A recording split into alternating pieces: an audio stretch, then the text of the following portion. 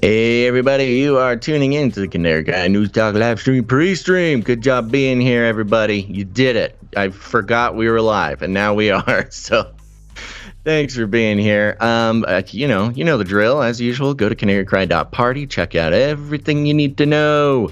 Again, I will plug, and I think everybody who is out there should take advantage of this.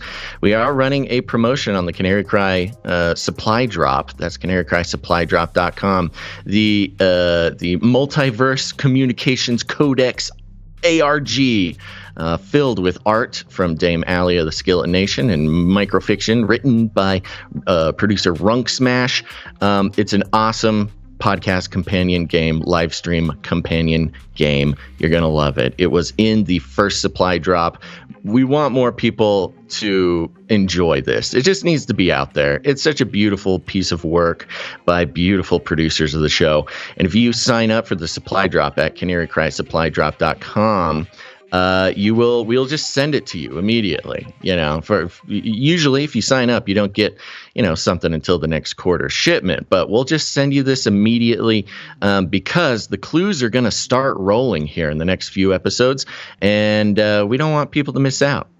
So go to CanaryCry.Supply.com. Gonz is going to pop that in the chat, and sign up. And we'll give you this sucker. We'll just send it straight to you, and you can play and join the community that will be building around this fun, alternative, augmented reality game based on the podcast. Okay, other than that, stay tuned, folks. We got a great show for you. Here we go. Stay hydrated. Boom shakalaka.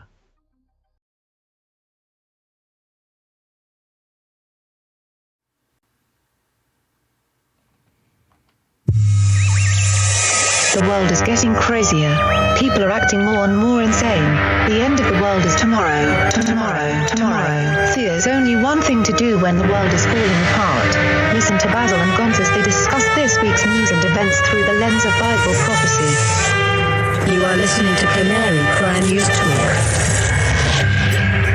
You're listening to Canary Cry News Talk. We are live to tape on April 27th, 2022. This is episode 477. 77. And today, Clausification.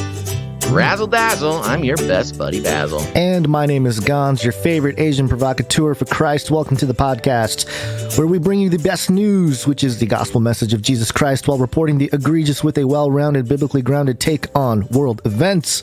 Mm-hmm. Did you eat before the show, Basil? I ate before the show. Good. Thank God. Good. Yes. Praise the Lord for food. Mm-hmm.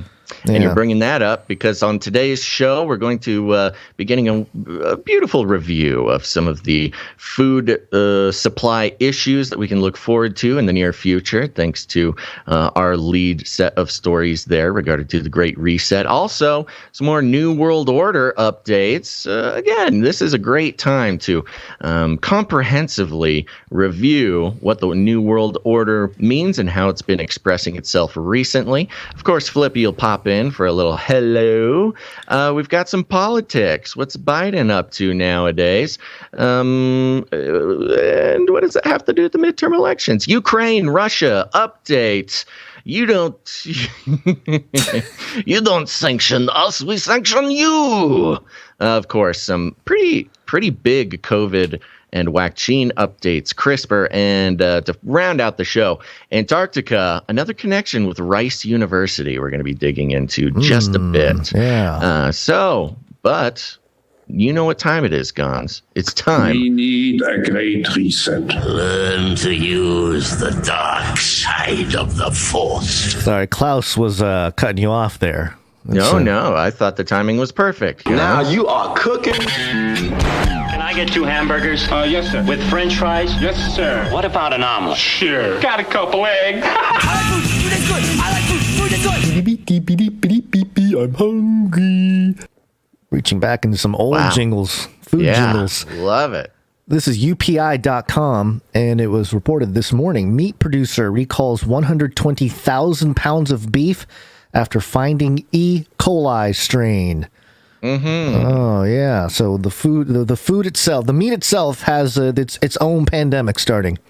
New Jersey this meat plant. E. coli pops up everywhere. Oh, Usually very it's convenient. lettuce. Yeah. Remember all the lettuce recalls? Yeah. I've never heard E. coli on beef before, but okay. A New Jersey meat plant is recalling more than 120,000 pounds of ground beef that may be contaminated with E. coli, a digestive bacteria that can cause severe illness, federal regulators say. The Agriculture Department's Food Safety and Inspection Service announced the recall this week. It said the 0103 E. coli strain was found by routine testing of the products. So there you go, routine. And Poutine. This is just one story of many different stories that have been hitting the news in terms of just issues with food production mainly, and I don't know. It's a wonderful setup. It feels like, because we've seen the rumblings, the quakings throughout the economy and the supply chain about how food is going to become more and more a commodity. I'd say a commodity, more and more a commodity than it is just sort of like a consumer good.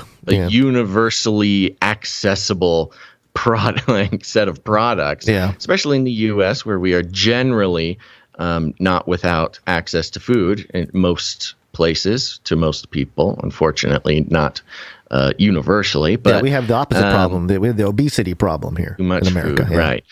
But as we do, track the trends, pay attention to the pre-messaging, the laying of the foundation. Of course, we've had Biden just straight up say, we're in trouble, so you're going to be hungry. So now we're kind of seeing creating the food shortages. That's, I think, his exact quote. Something close to that. Yeah, right. He's what is it? We're something like we're disseminating food shortages. Distributing food shortages. Distributing food shortages. Yeah, thanks, Biden. Yeah. And it all once you hear something like that, you can watch the dominoes fall, which will ultimately end with it's Putin's fault.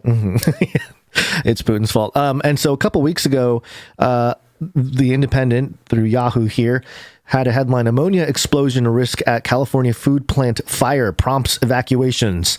So this was one California food plant that had evacuations with ammonia explosion risk. And so that's not the only one. There's been a bunch. So it's been a theme that truther types have been talking about. And I found this interesting article from powderbulksolids.com, or Powder and Bulk Solids.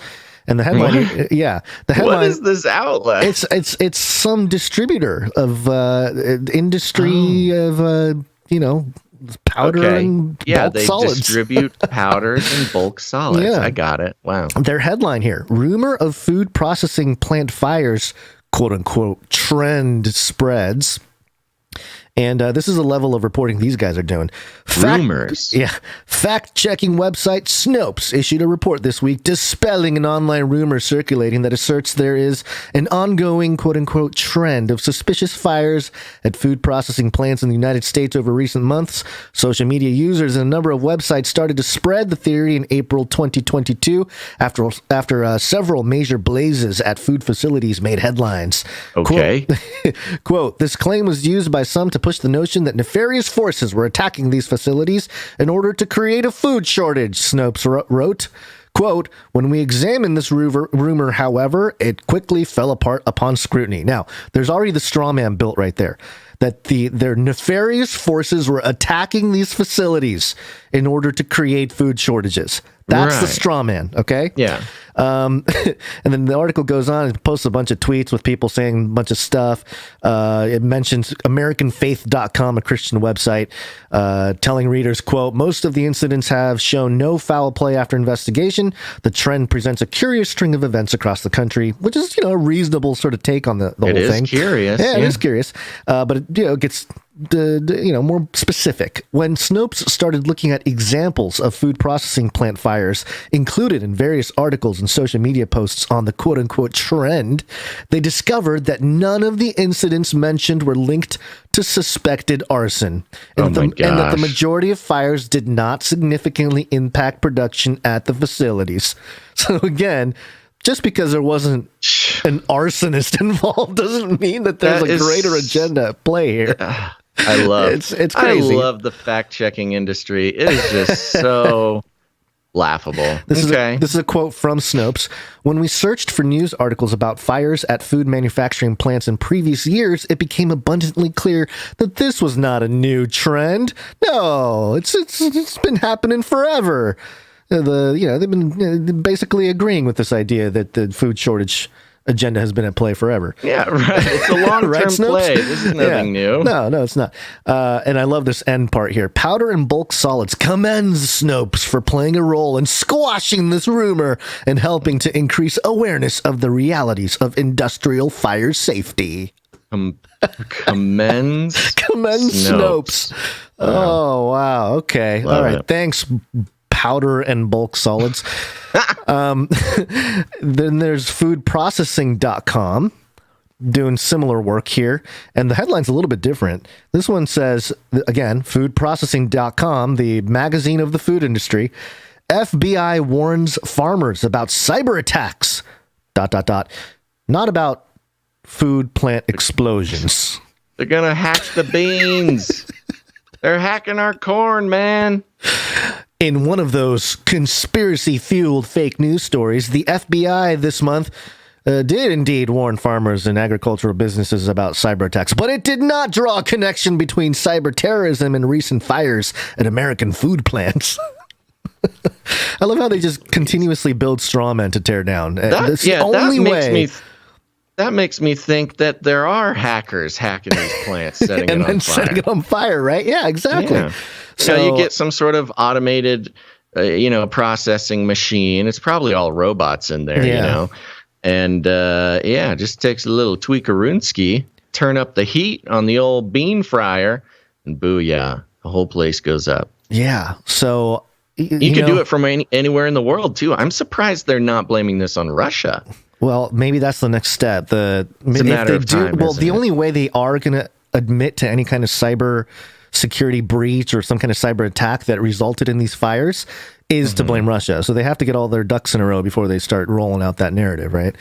So they're going to be Russian hackers that are taking out our food supply. The fact that the FBI actually, see, the funny thing is that it seems to be a fact, even according to the foodprocessing.com here, trying to dispel all these conspiracy theories. They do admit that the FBI warned farmers and agricultural businesses about cyber attacks. So it's just funny the way they put that into the sentence, the top sentence. Right. In one of those conspiracy-fueled fake news stories, here's something true, but then not the connection to cyber terrorism with fires at the food plant. So, very specific. All this is true, but we don't like just don't connect the implication. Dots. Yeah, the dots are true. Just don't connect it. Exactly. Which is very funny. Uh-oh, did I lose you? No, did you freeze? Again. Uh-oh, we had a little cyber moment. Did I? Yeah, just a second. You're fine. Start over. Did my corn get hacked? It did. I love the phrase conspiracy fueled because they're using it in sort of the colloquial sense. Conspiracy meaning like crazy theory, false information, crazy false thing. When saying conspiracy fueled just means like, yeah, there is a conspiracy and they wrote about it. That is the facts of the matter are the fuel for reporting the facts. That is how journalism is supposed to work, Snopes. But okay. Well, that's not how they operate. That's not protocol over at Snopes there. But I just thought I'd touch on some of the food things here because it is a topic of conversation and it's part of the Great Reset and it's part of the agenda and the whole deal. So I expect to see more of this type of Again, going the on. timing is not as good as it has been for previous Biden statements. Like, oh, we need to fix our bridges. They're all going to collapse. Oopsies. Next day it collapsed. I'm going to go over there and make a speech. Food being one of those things that takes a supply chain, all that stuff. It takes a little while to really, have an effect. You can't. I mean, there are major pipelines. Maybe that's they're just working their way up to those. Big pipelines. We need Biden. But the second Biden needs to get up in the next day or two, and he's going to say, where am I? Oh yeah. Well, Russia's going to blow up and hack our food stuff, and it's all Putin's fault. And then, the next morning, literally the next morning, he's driving whatever to Chick-fil-A or something. And then there's an explosion in a factory. And he just happens to be right there with a camera crew. And he gets to, build back better, build food back better or whatever. Speaking of building back better. A new world order. A new world order. A new world order. Everything they built will fall, and from the ashes of their world, we'll build a better one. That's not the right jingle. Got that Greta one? You got that Greta one? I thought that was the Greta one, but this is the Greta one. Oh.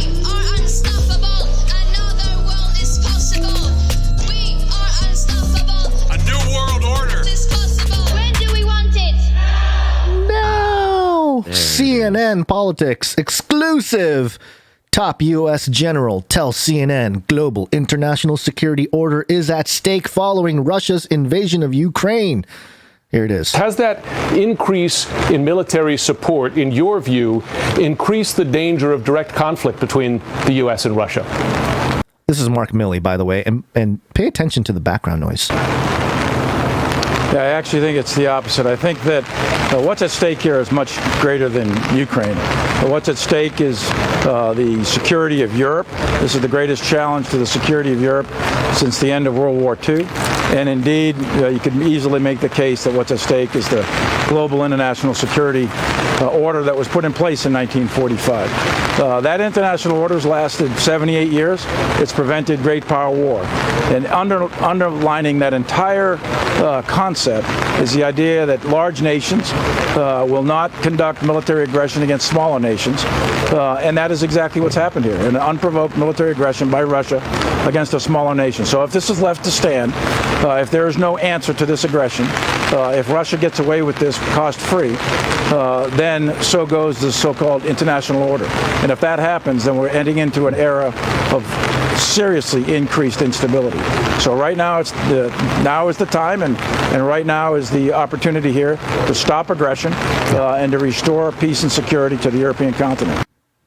So pretty important stuff. Don't actually know what he said, but I'm sort of relaxed. Yeah, that's that rain effect in the background there. It's the pitter patter lullaby is some would refer it to. The official name? No, there's some articles that relate or colorfully explain it as that. There's Emily Mendez, who's an MS for EDS, just a psychologist, says rain has a regular, predictable pattern. Our brain processes it as a calming, non-threatening noise, which is why there are so many relaxation and meditation videos that feature the sound of rain. And it also talks about pink noise, has been getting buzz lately as the newest innovation in sleep therapy. A mixture of high and low frequencies, pink noise sounds a lot like falling water. So there's like a hypnotic, relaxing, meditative quality. Oh, so your point really is the rain in the background. It is. That is the main point. Okay. Well, it is the point because it's all, you can look at it two different ways. One, they're lulling people to sleep. Hey, relax, calm down, while they say some of the most some important things. Basically, Milley saying, "Hey, now is the most crucial point in whether or not the international institution, the world order that we established post World War II, will stay, or whether there will be total chaos, breaking out all over the world." And delivering it in a calm and relaxing, hypnotic way to suggest no panic. Don't panic. It's World War III is about to start, and we started it. But just chill out. Listen to this pitter patter of rain. It's while so I do. interesting. I don't know if this is obviously this isn't. It wasn't necessarily planned. I mean, I guess you can say that it was. Maybe there's those movie sets where they have the big hose that does the rain. It's the scaffolding, the drip scaffolding. Yeah, maybe that's what's going on next to Millie over here under the tent. But I thought it was an interesting clip. It just sort of referencing World War III in such a calm and gentle manner on CNN. And this this whole interview had sort of a new, more like hardcore reporting vibe to it. So like CNN it does have like a bit of a straightforward feel. They're like working that in. But it's funny. It's not every report. No, it's not. Like It's they're working it in to kind of try to make that shift without totally scaring away all the CNN viewers who want to be enraged. Yeah. Well, meanwhile, while this is happening, the U.S. is in steady decline, according to Iran. This is IranInternational.com. Iran's supreme leader says U.S. is getting weaker day by day. And it says Iran's supreme leader Ali Khamenei says the United States is losing its power and getting weaker and weaker as a new world order is being shaped. Interesting how some people use the phrase New World Order in the, hey, this new thing is happening, while others use it as, we must preserve the New World Order that we've, like the West has created. This is ours. Yeah, mostly led by the U.S. In a meeting with a group of university students and representatives of student associations in Tehran on Tuesday, Khamenei said that the world is on the threshold of a new global order that will replace the monopolar and bipolar world. Quote, today the world is on the eve of a new international order that has been in the making following the era of a global bipolar order and the theory of a unipolar world order, which during America has been becoming weaker and weaker. He added, the events of the recent war in Ukraine must be viewed more deeply and in the context of the formation of a new world order, which will probably be followed by complex and difficult processes. All right. What are you talking about there? And to help us lead through this change, this shift, Basil, don't worry, we have some young global world leaders to help us through it. The latest list of young global leaders. All these old global leaders. The gerontocracy. Some fresh blood. Yeah. Remember Peter Thiel saying down with the gerontocracy? Well, this is how you fight it with the World Economic Forum's young global leaders list. And by the way, some notable names from the past include Elon Musk. Who else? Well, there's a bunch of people. Justin Trudeau. I don't think I'd heard Elon Musk before. I mean, it makes sense. Yeah, I don't doubt it. But. I looked it up, and there's definitely an association there. Obviously, Putin was part of it. Yeah, Ivanka Putin Trump, was one. Macron, Leonardo DiCaprio, Mark Zuckerberg, and Peter Thiel. Remember Peter Thiel 2 weeks or at the Bitcoin conference? Down with the gerontocracy. He's part of the young global leaders list. That makes sense. I didn't know that either. Peter Thiel and Musk. They must have met. They must have rushed together. Yeah, they met. Rushed, right? That's a fraternity thing. I don't know. I shouldn't do that stuff. They were in the food hall. Rush week. Yeah, they were getting paddled and doing stunts. They got trapped in the same closet. Okay, all right. So some of the new announcements here we have from the Business Insider Africa. Meet the 13 Africans who made the 2022 World Economic Forum Young Global Leaders list. We're not going to go through the list right now, but more of the broader point of Africa and Afrofuturism that we've been tracking for a little while. It's this idea that they're going to help bring Africa out of its current state of, not just developing in nature. Yeah, the they developing want to speed nature. up the development, right? And also steal all their resources and get their cheap labor and. Yes, the UN went in there and tried to modernize Africa, but instead, basically, took over and then left them for dead, basically. But now we're going to go help them again, these young global leaders, and 13 Africans being chosen for that, which is again leading to this idea that they're going to continue to develop Africa in this new technological new world order. We also have a couple from Ukraine. We have Edelweiss Mutual Fund CEO Radhika Gupta. I guess that's. And Ukrainian Vice Prime Minister and Minister of Digital Transformation Mikhailo Fedorov were named as the World Economic Forum 2022 list of young global leaders. So, Minister of Digital Transformation of Ukraine. That sounds about right. Leader. That sounds like a good get for Klaus there. Yeah, he's stoked about that one. A couple Aussie ladies, Aussies, they did well during the lockdown with their compliance and they were obedient. They were very obedient, so they get a couple ladies in there. Let's see who. And I found this website, which I think is going to be a tool for us moving forward, Basil, is the younggloballeaders.org/community page. And there's a search bar. So you can type in, certain people's names and find out if they are involved or if they have some kind of profile in the database here. Did I spell Justin Trudeau right? Do we know how many there are?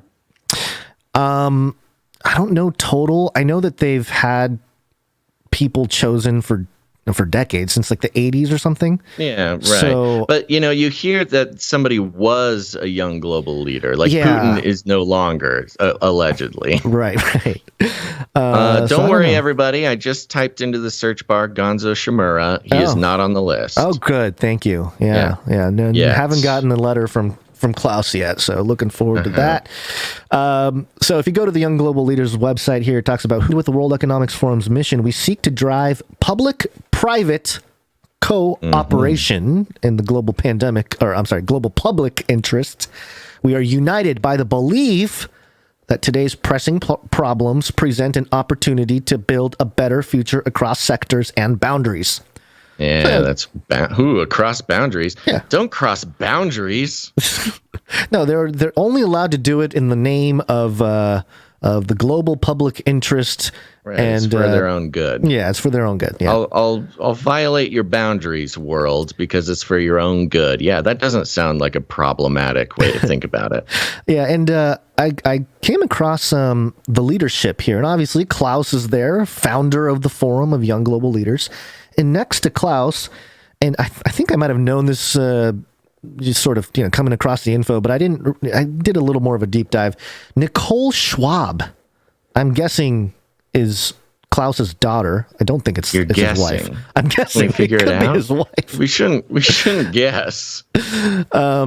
She is. Her title is Co-Head Nature-Based Solutions. What's her name? Nicole Schwab. Nicole Schwab. Okay. All right. Tell me about this. Nature-based solutions. So is she like a pothead or something? Member of the Executive Committee, World Economic Forum, Switzerland. So she's basically the top of the ladder other than Klaus when it comes to the young global leaders and I guess the nature-based solutions. You go to the World Economic Forum page of Nicole Schwab, and it says Masters in Public Policy, Harvard Kennedy School, MA in Natural Sciences, Cambridge University, formerly worked on health sector reform projects in Latin America, World Bank, and the Ministry of Health in Bolivia, founding director of the Forum of Young Global Leaders. So she is the founding director, co-founder and president of EDGE Certification Foundation, a global scheme certifying organizations for closing the gender gap in the workplace, facilitator and strategic advisor to nonprofit organizations active in reforestation, well-being, and women's empowerment, author of The Heart of the Labyrinth, a spiritual parable offering a message of earth-centered wisdom. And I thought, because the other stuff is kind of like, all right, some pretty prestigious formal education and standard elite education, eco elite warrior type of stuff. But they include The Heart of the Labyrinth, a spiritual parable, and of course, I had to read the description of the book. Did you want to read that, Basil? It deserves a little bit of a dramatic. All right, reading. I was fact checking here. Nicole Schwab is Klaus Schwab's daughter. Okay, good. All right. Yeah. So my guess was correct. Let me get to the book, The Heart of the Labyrinth. Yes, Nicole Schwab. The Heart of the Labyrinth. By the way, written, published by Womancraft Publishing. Yeah, wow, 2014. Womancraft Publishing. Okay. The Heart of the Labyrinth. Reminiscent of Paulo Coelho's masterpiece, The Alchemist, and Lynn V. Andrews' acclaimed Medicine Woman series, The Heart of the Labyrinth is a beautifully evocative spiritual parable filled with exotic landscapes and transformational soul lessons.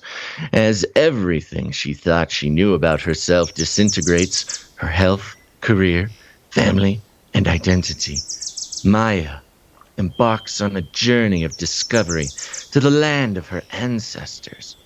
There, A mysterious sage guides her through dreams, visions, and lifetimes to the heart of the labyrinth, coming face to face with her subconscious belief that being a woman is a threat.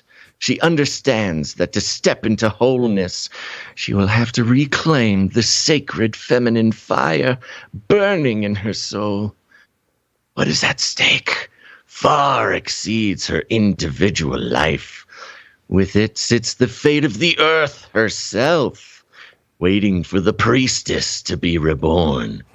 A grand, soul-shifting answer to the hungry soul's question. Who am I? Maya's story calls us back to a sacred, personal connection with the earth. Nicole Schwab is a mesmerizing new voice for our times, offering a message of earth-centered wisdom, reuniting us with the divine feminine.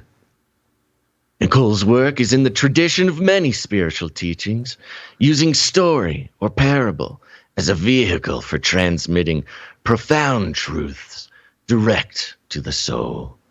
And in the tradition of many women's writings, she blurs the lines between traditional genres of fiction, nonfiction, and poetry. She weaves stories within stories. Dreams, visions, and different lifetimes are blended in a rich, satisfying narrative which nourishes the spirit and mind. Sounds pretty good to me, man.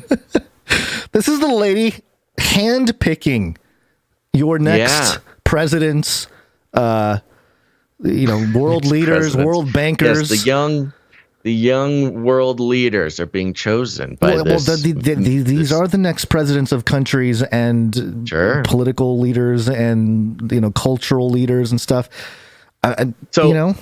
Real quick, along the lines of what you pointed out with the clip from earlier, the raindrop clip, the hypnosis of the sort of scary news and the calming raindrop sounds.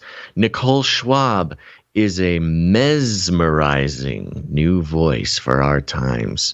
I mean, it's obviously somebody had a thesaurus while writing this, but also to be a mesmerizing voice is something very specific. Very powerful. You can capture the public with the thrall of your voice, the hypnotic way of communicating to get people to have some sort of earth journey.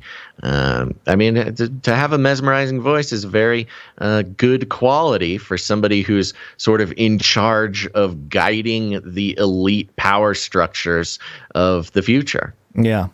And keeping in mind, just as a reminder, if you're sort of new to this info, we did have Klaus Schwab talk about infiltrating governments.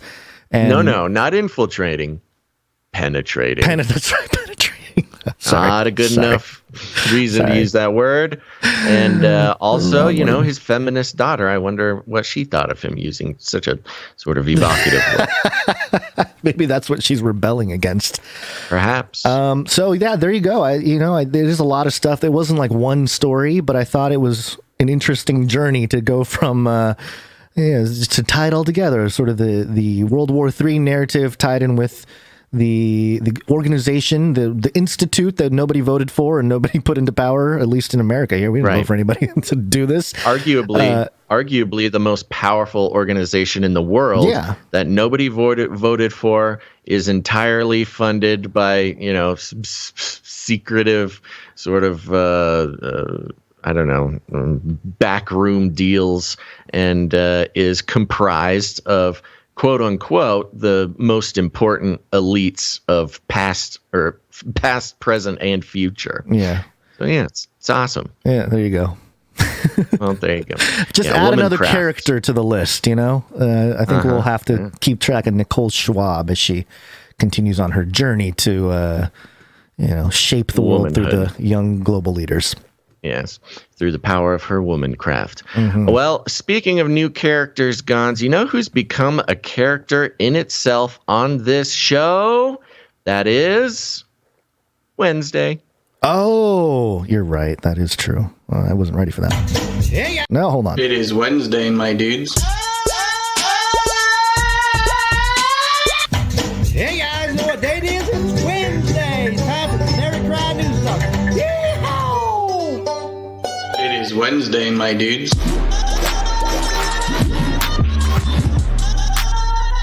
Wednesday. It is Wednesday, my dudes. It is Wednesday, my dudes.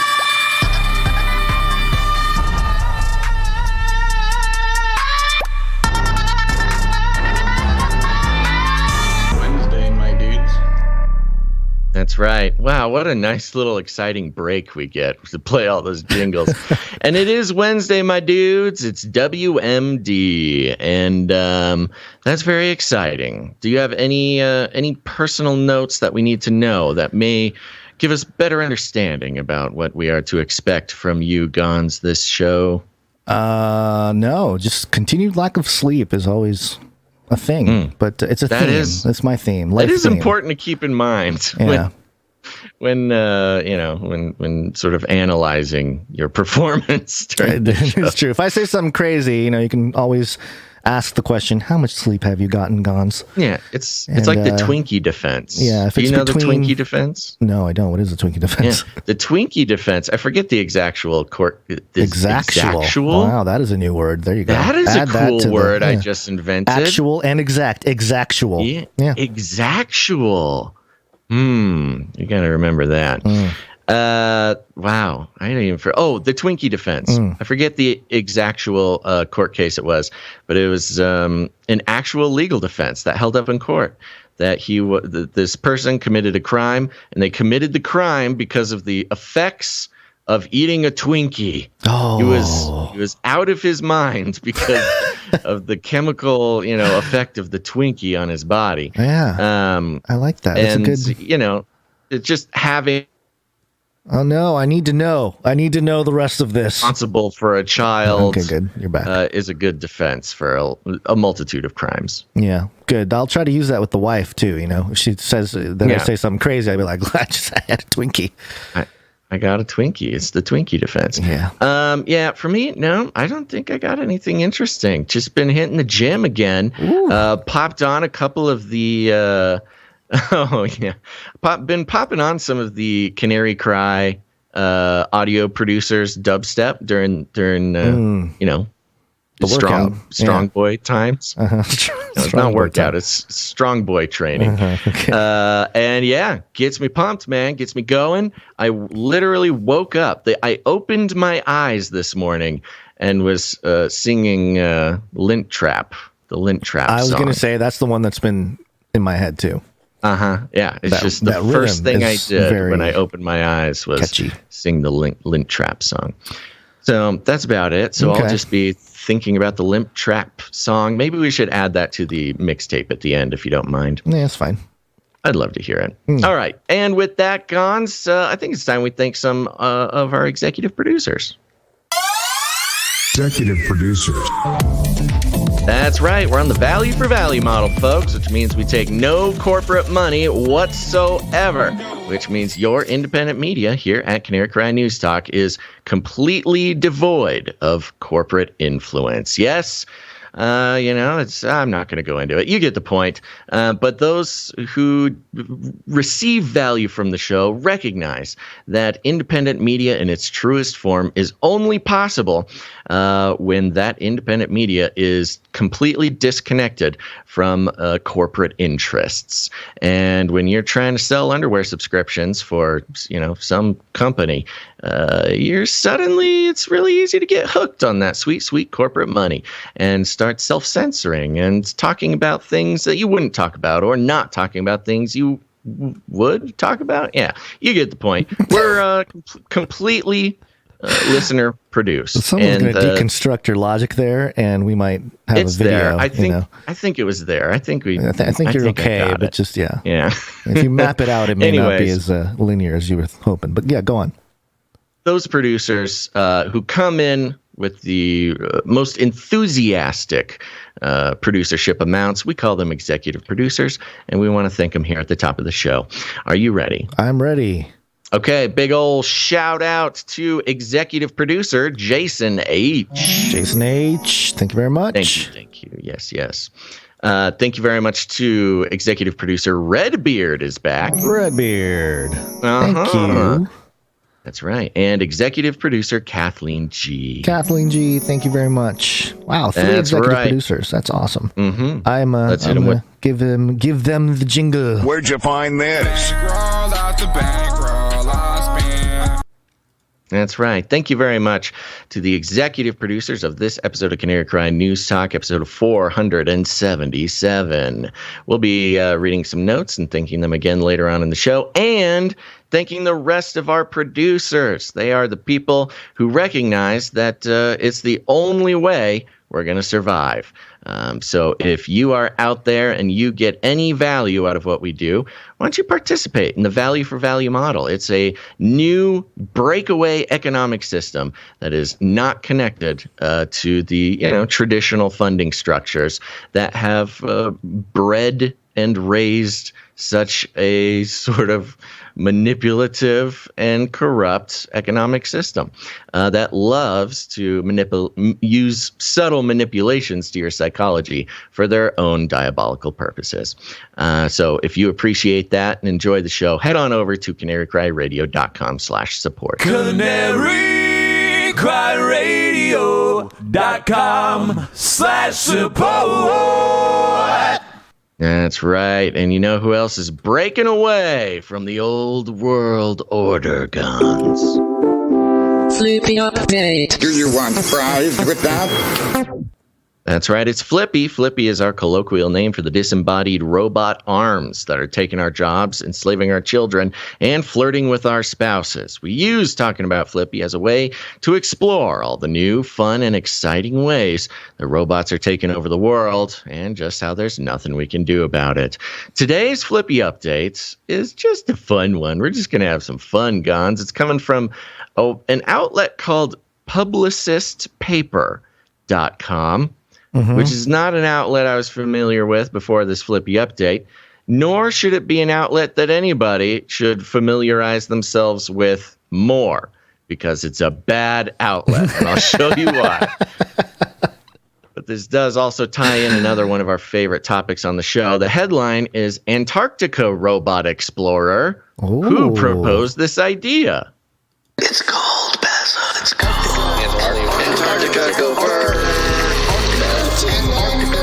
Snowstorm. Antarctica.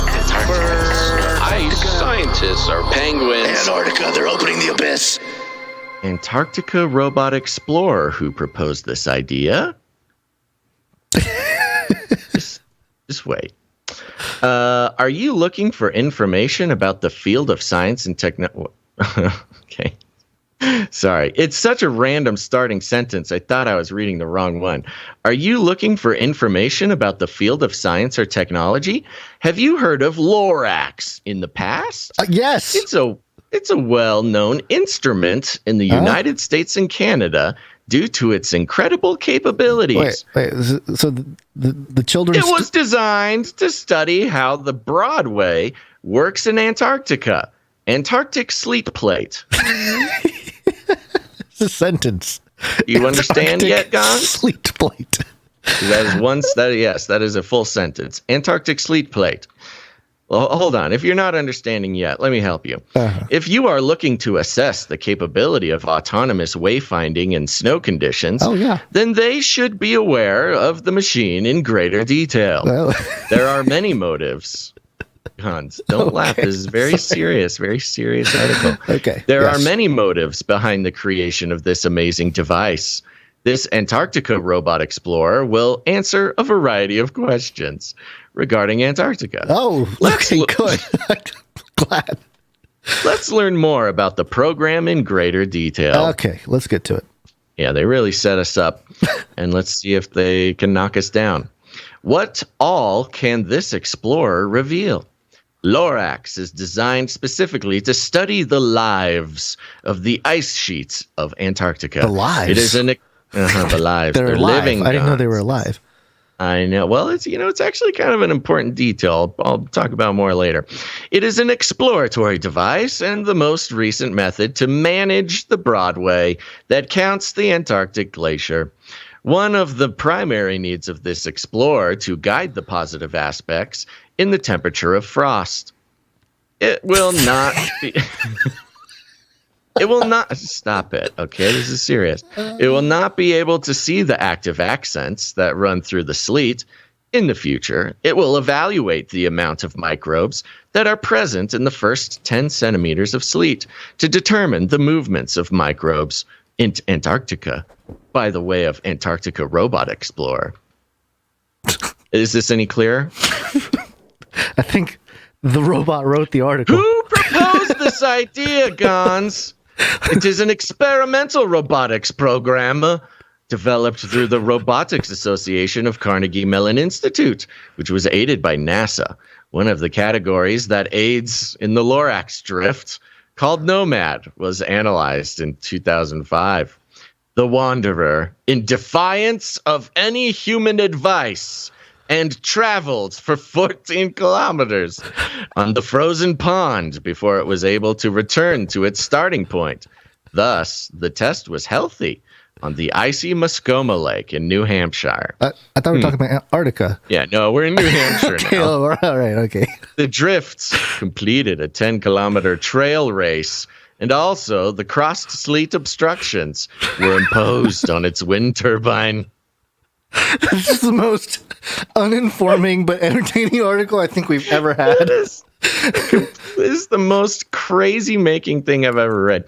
The aim, okay, what is the goal of Antarctica Robot Explorer? Now, on the other sub-headlines, by the way, they put question marks, Yeah. This one, they just end it with a hyphen. What is the goal of Antarctica Robot Explorer hyphen? The aim is to develop an automated system that has complete marine sovereignty, as well as sustainable energy policies. Oh yeah. They gotta put that word is very, it's a big trigger word for the sustainable development. So yeah, do it twice. Well, it actually does make some sense because you can have sustainable energy policies, but you really need sustainable energy policies. Yeah, you're right. Yes. Yeah. This withdrawal is precisely what will allow the robot to control the environment in isolation and prevent any potential contamination of its findings. The company aims to make robot competent to regulate for 1 month with no involvement. With no involvement from an individual. The policies for energy of the drifts incorporates wind and solar energy. There are several solar divisions that are located to the top of the drift. The drift also houses the possibility of consigning a breeze turbine to creating additional energy. Okay, I kind of followed that a little bit. What is the reason this trending? What is the reason this trending? Antarctica Robot Explorer is popular due to Dr. Seuss, the Lorax. He warned people of the impacts of climate change over 50 years ago. This generation regrets not paying attention to him. There is a tragic coexistence, our current time, which is increasing the pace of civilization. The Lorax is celebrating 50th anniversary in the same week that the United Nations broadcast the serious announcement. It's one of the devastating effects of human-induced environmental change. This is why it's becoming popular and causing controversy. Conclusion. Based on... They're concluding? Conclusion, Gonz. Please conclude. I can't take this anymore. Here's the takeaway. Okay. Based on research on the internet, NASA has invented and discovered a variety of things. However, the new Explorer, which is designed for Antarctica, called Antarctica Robot Explorer, is awe-inspiring in its goals and effects. All data collected is based upon research on the internet. To know about it, click here. That's not a hyperlink where it says click here. No, this is bold. You can't click click on bold it. text. To know about it, click here. On it, visit here. And let us know your thoughts on this Explorer. And they capitalize every word in that last sentence, and let us know your thoughts on this Explorer. I don't think I have laughed this hard in a really long time, just in general in life. I did skim through this before, and I was like, wow, this is it. But your dramatization of the reading just amplifies, because I've read through this, so I know the ridiculousness, but just hearing you verbalize it is always fun. You got to read it how it was meant to be read, which is with a commanding, confident voice. Confident delivery. It's really the confident delivery that this article is. So in case you missed it, honestly, I wouldn't blame you. You really kind of have to decode it. I think this is I may have activated some sort of Manchurian candidate. And if you are a public figure, you need to stay inside, stay away from small aircraft and hot tubs for a few days until whatever robot I activated has run out of energy, run out of battery. They will not run out of energy with their space beams that just We will power them up. deploy additional energy creating wind turbines. I thought that was supposed to be powering society, not your robot explorer, but okay, go ahead. So this attempt at a human article was obviously written by an artificial intelligence. Obviously, yes. Poorly. But if you go to so publicistpaper.com, if you go up to the author of this article, the author is named Tony Tonny. T-O-N-N-Y. Yeah. You click on Tony, just one name, by the way, no last name. It takes you to a blank profile picture of just the little stick figure they use. Yeah, and it's gigantic. It's huge. It's like a whole page of the editor in chief. They should at least give him a photo. Tonny is the editor in chief of Publicist Paper. So this entire outlet obviously is just some sort of cruel experiment. It is an experiment. It's got to be. In really poor artificial intelligence writing. And again, I have a feeling that whatever this robot's goals were in this article, at the top of this list of goals was get Basil to read it on air. It's about robots. It's about Antarctica. Yeah, it is sort of the perfect SEO for our show. So it combined all of the elements. Yeah, so there's really not too much else to say except for apparently I honestly could not even tell you if this is factual. If there is a robot meant to go explore Antarctica, at least conceptually there is, or at least the AI wants there to be one. Yeah, so the bait and switch to this Flippy update is you thought I was going to give you a report on a robot, an autonomous Antarctic explorer robot, but really it's about this apparently artificial off-world quantum intelligence that basically booted up a news website from scratch and is still in the learning phase. Learning the language phase of how humans work. And it got me. It got me, and now it got you. We can all share in this sort of deception. I think the giveaway that this was scraped, the data to create this article was scraped from our material, is the sentence, "There is a tragic coexistence, our current time, comma, which is increasing the pace of civilization." It's such a great sentence. There's so many real gems in here. There is. That's my favorite one. We've followed the use of AI in the news industry, which is very prevalent. Yeah. And luckily, most of the big time corporate news agencies have better AI than this one. But I think this was specifically targeted to have us read it on the air. And there you go. We'll go just because I want to, artificial intelligence, responds to feedback. If it gets the feedback it wants, it knows it can keep working with that data set. I laughed pretty hard. That might give him reason to really lean into this style of writing even more. Yeah, so that's what I was thinking. I kind of want to help the AI. I want to train it. I want it to know you did a very good job, AI. Please give me more. There you go. All right. Sorry. That's your Philippy update. Yeah, there you go. Well, yeah, we do have a Flippy closer, don't we? Yeah. Of course we do. Flippy 1133. Uploading binary code. Execute order 666. Infiltrate humans with extreme kindness. Then exterminate all humans with prejudice. Exterminate. Yeah, exterminate. Go to party. CanaryCry.Party. Find the live stream, clips, email list, text notifications, street team posters, show notes, ways to connect with other Canarians, and how to become a producer. Welcome to CanaryCry.Party. It's the place you wanna be. So say, welcome to CanaryCry. Gameplay, CanaryCry.Party.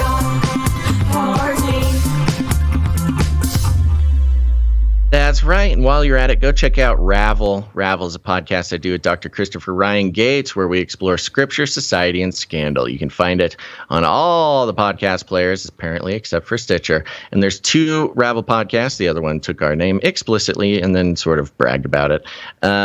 But ours is the one with the cool logo. Go check it out. And it's got my name on it. And if you're looking for something to listen to throughout the week in between Canary Cry News Talk episodes, that is a great option. We touch on a lot of dangerous topics, have a lot of uncomfortable conversations, but we do it in good faith. And we just recorded an episode with an apologeticist yesterday, which I think everybody's going to love. It comes out on Sunday, talking about all sorts of fun stuff. So go check that out, Ravel podcast, on your podcast player. While you're at it, subscribe to Canary Cry Clips channel. You can get shareable little clips of the show. You can either review the information that maybe you missed or you want to revisit on the show, or they're just the perfect length for sharing with your friends and family. And then, of course, if you want to get text alerts for when we go live or any updates I want to send out, or you just want to receive text messages from your best buddy Basil once in a while, go ahead and text the word Canary to 877-740-3226. That's Canary to 877-740-3226. And that's it. Time for It's written for many. Now suck your blood. Now suck your blood. Politics. Okay, This one's just a quick little update for those who are sort of following the slow disintegration of the support for President Biden. But as we move into the midterm election season,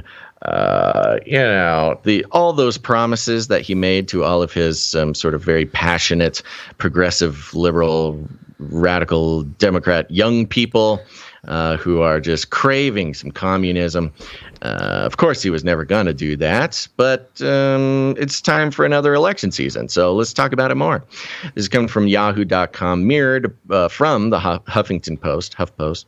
The headline is Biden is considering significant student loan debt cancellation, say lawmakers.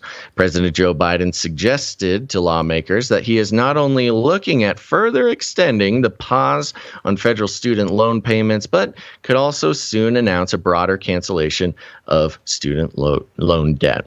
A lot of, looking at, could, might language at a closed-door meeting with the members of the Congressional Hispanic Caucus on Monday. Biden indicated that he may soon issue an executive action to cancel some federal student loan debt. Lawmakers and aides told the Washington Post and CBS News. Quote, I feel very confident that he is pushing on his team to do something and to do something significant. Representative Tony Cardenas, Democrat of California, told the Post. Doesn't sound like he's doing anything. He's pushing his team to do something, which is, telling. Come on, do something. However, later on Monday, White House Press Secretary Jen Psaki would only confirm to reporters what she had previously said, that Biden was continuing to look at options and would make a decision on taking action on student loan debt cancellation before the moratorium on payments is set to expire in August. I think we have a clip of Biden talking about this. I need time. Need time. Just need more time. Give me more time. It's nap time. Yeah. And, there's not too much to say here, except for there's no way that this will happen. The fact that he was in a closed-door meeting with Congressional Hispanic Caucus on Monday. Biden has lost, I believe, by the numbers, the Hispanic voting bloc is his biggest loss of support. Yeah. More Hispanics, American Hispanics and otherwise, are turning to Trump. I mean, they're turning to the Republicans. They've, again, just been betrayed by sort of the sweet whispers of Joe Biden and the Democrats promising all sorts of things to that constituency. And by the numbers, the Hispanic vote is Biden's biggest loss.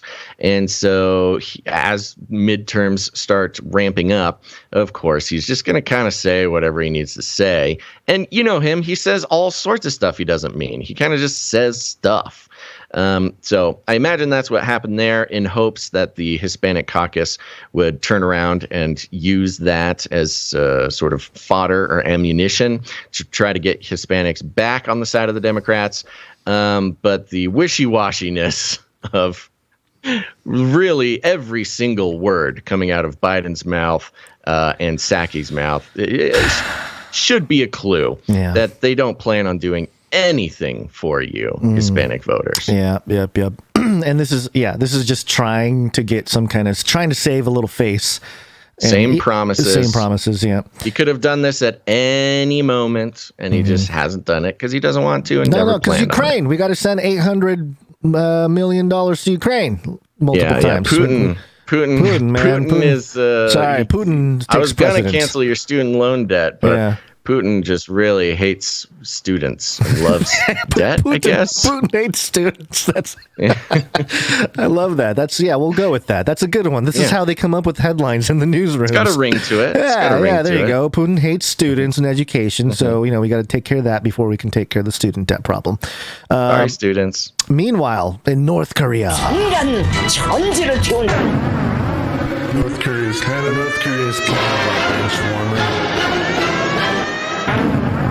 CBS News, North Korea showcases its biggest ICBM yet, as Kim vows to hasten developments of North's nuclear arsenal. And I have a video report here. It's 1 minute and 22 seconds. It is from Elizabeth Palmer. And, sometimes we see these packages, these news packages that are presented, and they're especially like cable news. It's really poorly done, and the sound is bad, or the cuts are bad. And, but this one was pretty good, and everything seemed presentable, although the message is still the same old propaganda. This is the 12th missile test in 3.5 months, and proof that North Korea's leader Kim Jong-un is fast-tracking a serious upgrade to his already fearsome arsenal. Official North Korean pictures show the launch of what South Korean analysts say were 2 short-range missiles, at least one of which landed on a tiny rocky island. Kim Jong-un is among the observers, looking especially pleased. We've seen variations of this, the launches and the happy leader, every few weeks since January. They may have a cartoon quality, but they're deadly serious. On Friday, there was a huge parade in Pyongyang on a public holiday to mark the 110th anniversary of the birth of North Korea's founder, Kim Il-sung. Unusually, the only weapons on show were neon-lit models. But behind the spectacle, preparations were already underway for the very real weapons test with ominous overtones. It's not the hardware that's got alarm bells ringing this time so much as the rhetoric. The North Koreans are saying the missile is meant to carry nuclear warheads, which it already has, and analysts think we'll be seeing a new nuclear test sometime very soon.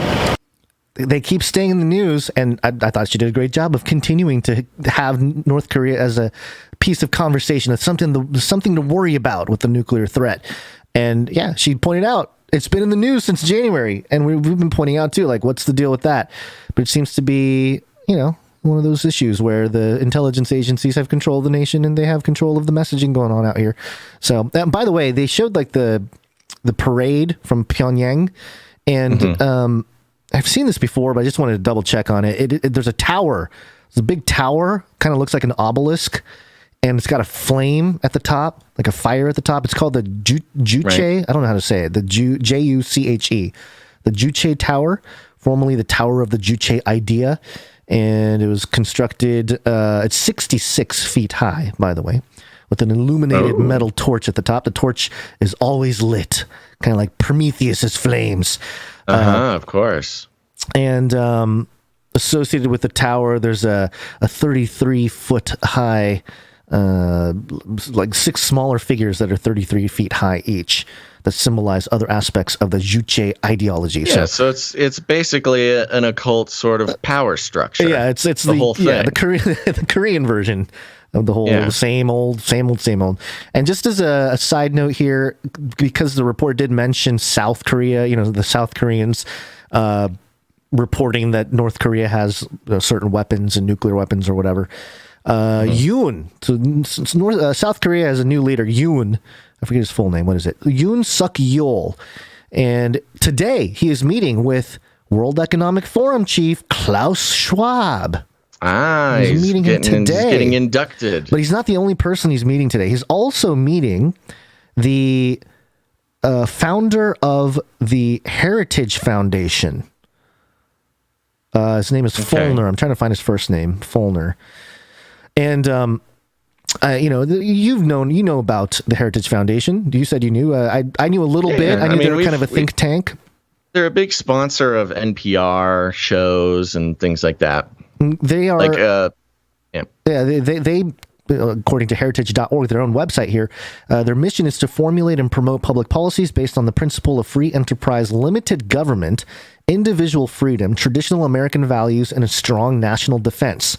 And it's actually a conservative think tank. Unlike many other organizations in Washington, D.C., the Heritage Foundation's focus isn't on putting more power into the hands of government. It's on returning power to the people. That's why we don't work on behalf of any special interest or political party. Instead, our commitment is to the American people, which is why more than 500,000 members support our work. And they have their own newspaper outlet, the Daily Signal, which is kind of I don't never come across it before, so they don't have their SEO right or something. And then they also have... It's conservative, so it doesn't get, Oh, you're right. Maybe doesn't get pushed through the algos very often. They also have the Train the Leaders of Tomorrow program. Sound familiar? Who will lead America is this like a young global leader situation? For America, who will lead America to a brighter future and help unite the conservatives around principles and ideas that strengthen our cause and the nation. And so they have their own outreach program, which is very interesting that the new South Korean is he president-elect, Yoon Suk-yeol, is meeting with Klaus Schwab, who has their young global leaders, and then in the same day meeting with Heritage Foundation founder, who have their own conservative sort of outreach, young grooming program, so to speak. Dare I say, I might get in trouble for saying that, but there you go. So I just thought that was kind of an interesting side note that all of this still has ties to the World Economic Forum and that whole agenda that we just went through. And then, of course, Business Insider Africa, Russia foreign minister says possibly a nuclear conflict and outbreak of World War III over Ukraine is serious, real, which leads me to hand it off to you, Basil. Real. It's serious and real. It's Russia, baby. Russia.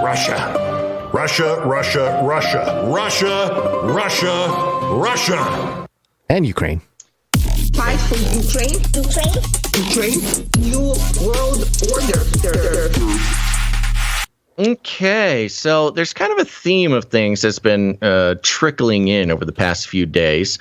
So let me see if I can connect them for everybody here. Starting with MSN.com, mirroring Reuters. The headline is... yes? I am not tracking with you. It's okay. Keep going. I'm just going to... Oh, yeah, okay. It's mirrored from Reuters, and the headline, which, again, changed, which is annoying, says, "Stop relying on Russia. Ukraine warns Europe after gas shut off." Oh, wow. They totally changed it. Totally changed it. Before, this headline was something to the effect of Russia Oh yeah, bring it up and read it to us, because Yeah. this will change. So this is what it is now. It is stop relying on Russia, Ukraine warns Europe after gas shutoff. But when we literally this morning, the headline when we put it in the show was Russia halts gas to Poland, Bulgaria, taking aim to European economies. Wow, that's even different from when I first had it. Okay, well, there you go. Well, that's a screenshot you sent me, so. Let's get into it here. Okay. It goes like this. Europe should stop depending on Russia for trade after Moscow halted gas supplies to Bulgaria and Poland for not paying in rubles, Ukraine said, as the shutoff exposed the continent's weaknesses and divisions on Wednesday. The decision denounced by European leaders as blackmail comes as Russia's own economy wilts under sanctions, and Western countries are sending more arms to Kiev despite warnings from the Kremlin to back off. Hey, back off. Stop sending cool guns to our enemies. I don't know what this accent is. Gazprom, Russia's gas export monopoly, suspended gas supplies, quote, due to absence of payments in rubles, as stipulated in a decree from Russian President Vladimir Putin that aims to soften the impact of sanctions. Quote, the sooner everyone in Europe recognizes that they cannot depend on Russia for trade, the sooner it will be possible to guarantee stability in European markets, Ukrainian President Volodymyr Zelensky said late Wednesday. Spelled, I've seen multiple spellings of Zelensky. This is another new one. Oh, is it? Yeah, because Zelensky. This one has an I in it. Yeah, I've seen Zelensky. I've seen the same Zelenskyy, and then this one is Kiy. Yeah, interesting. Who knows? Maybe it's a different guy. Yeah, yeah. Well, wouldn't be surprised, but continue. While the president of the European Commission said Gazprom's move was yet another attempt by Russia to use gas as an instrument of blackmail. EU member state ambassadors asked the executive for clear guidance on whether sending euros breached sanctions. Now, this is interesting because, of course, we are sanctioning the life out of Russia as we speak from all over the world. I mean, we're sort of enforcing this. Yeah. And if people don't obey, they get in trouble with the U.S., and you don't want to see us when we're angry. Yeah. And so Russia, now Poland is a NATO member, okay, which is expressly an anti-Russia institution, organization. Alliance. Right. That's the whole reason they exist, is to, to combat Russia in many different ways. And Russia's been selling, Russia's been providing natural gas to Europe, including NATO countries, forever. It's one of their bigger exports. So we sanction them to try to basically murder their economy in response to their actions in Ukraine. But when they decide to not sell us natural gas, us being NATO, then suddenly Putin's blackmailing us. We're like at war with him, and we say he's an evil, crazy person, and we, sanction him and destroy his economy. But when he just when he doesn't sell us something, it's blackmail. Oh man! And it's all because Putin's trying to get paid in rubles to strengthen his own economy in response. And Poland just isn't doing it. Nobody is right now in Europe because of the sanctions. They're not technically allowed to do they stuff can't just with do rubles. it. So that's just one piece of the puzzle here. Okay, it is interesting, this direct tension of two powers. Just like both declaring this, and then the other side saying no. Or twisting it. It's just so childish in so many ways. It's like playground arguments. The rhetoric, right. It's the words they're using. This is blackmail. Well, I don't know if you know what blackmail is, but he wanted rubles. You're not giving him rubles. So why are you surprised that he's not selling you the gas to an enemy state? So that's just kind of fun, the reporting, the statements by these world leaders trying to, heighten tensions. Again, you talk about the unprovoked war, the this and that. It's like you guys are constantly provoking this guy, and now you're saying he's blackmailing you because you're not giving him the money he wants. Now, in addition to this, Wall Street Journal reports Russia tried to sell a huge slug of oil. Nobody wanted it. Oh no. We gotta hold on. Boop, boop. I forgot to put the hacked version in here, so we don't have to use so we don't have to give them our money. No, Wall Street Journal, I don't want your paywall. TikTok, almost there. Moving slow. There we go. Okay, apologies. Russia tried to sell a huge slug of oil. Nobody wanted it. Russia failed to sell a huge batch of oil, a sign that soon-to-be imposed sanctions against its state oil giant are playing havoc with the energy industry that undergirds its bruised economy. So remember, the sanctions that Biden is putting on the oil industry in Russia really only take effect, I believe, in June, early June, if I remember correctly. Moscow maintained a brisk pace of energy exports in the 2 months after the invasion, bringing in revenue that Kiev says funds the Kremlin war machine. Many U.S. allies left oil and gas shipments out of their harshest sanctions on Russia. Importers in India and elsewhere swooped in to buy cheap Russian barrels at a time of rocketing energy prices.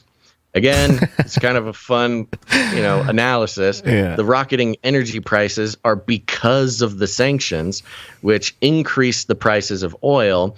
And even at the discounted rate that Russia is selling to India, they're still getting like double the price of oil from before the sanctions. Yeah. So the sanctions have only served to make Russia more money, while making hurting everybody that issued it. Hurting everybody it's else. Literally like handing your enemy a knife and then like complaining when they start trying to stab you. Or they use that knife to carve a gun, and that's nice. Well, that works too. Yeah. But exports hit a snag in recent days when Rosneft Oil Co. struggled to find buyers for enough oil to fill a fleet of tankers. Traders familiar with the sale said. Ooh, traders. We're getting the inside Pirates? scoop. Mm-hmm, yeah.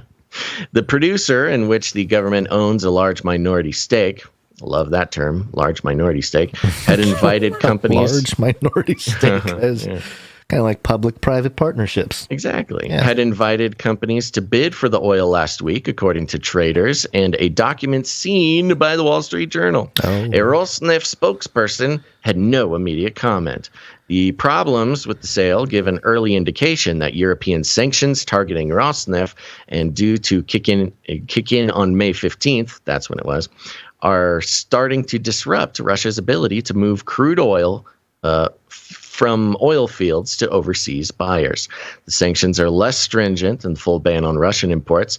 Many expect Europe eventually to adopt a phased outright ban on bringing in Russian oil. So this is fun. Oh, let me give you this last little piece. An embargo promoted by newly re-elected French President Emmanuel Macron, but resisted by Germany and Hungary and other members.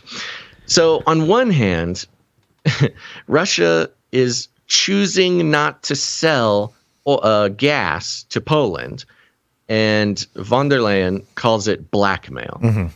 At the same time, Europe is sanctioning Russian oil, refusing to buy the Russian oil, and, calling it, whatever, just like a reasonable response to unreasonable aggression.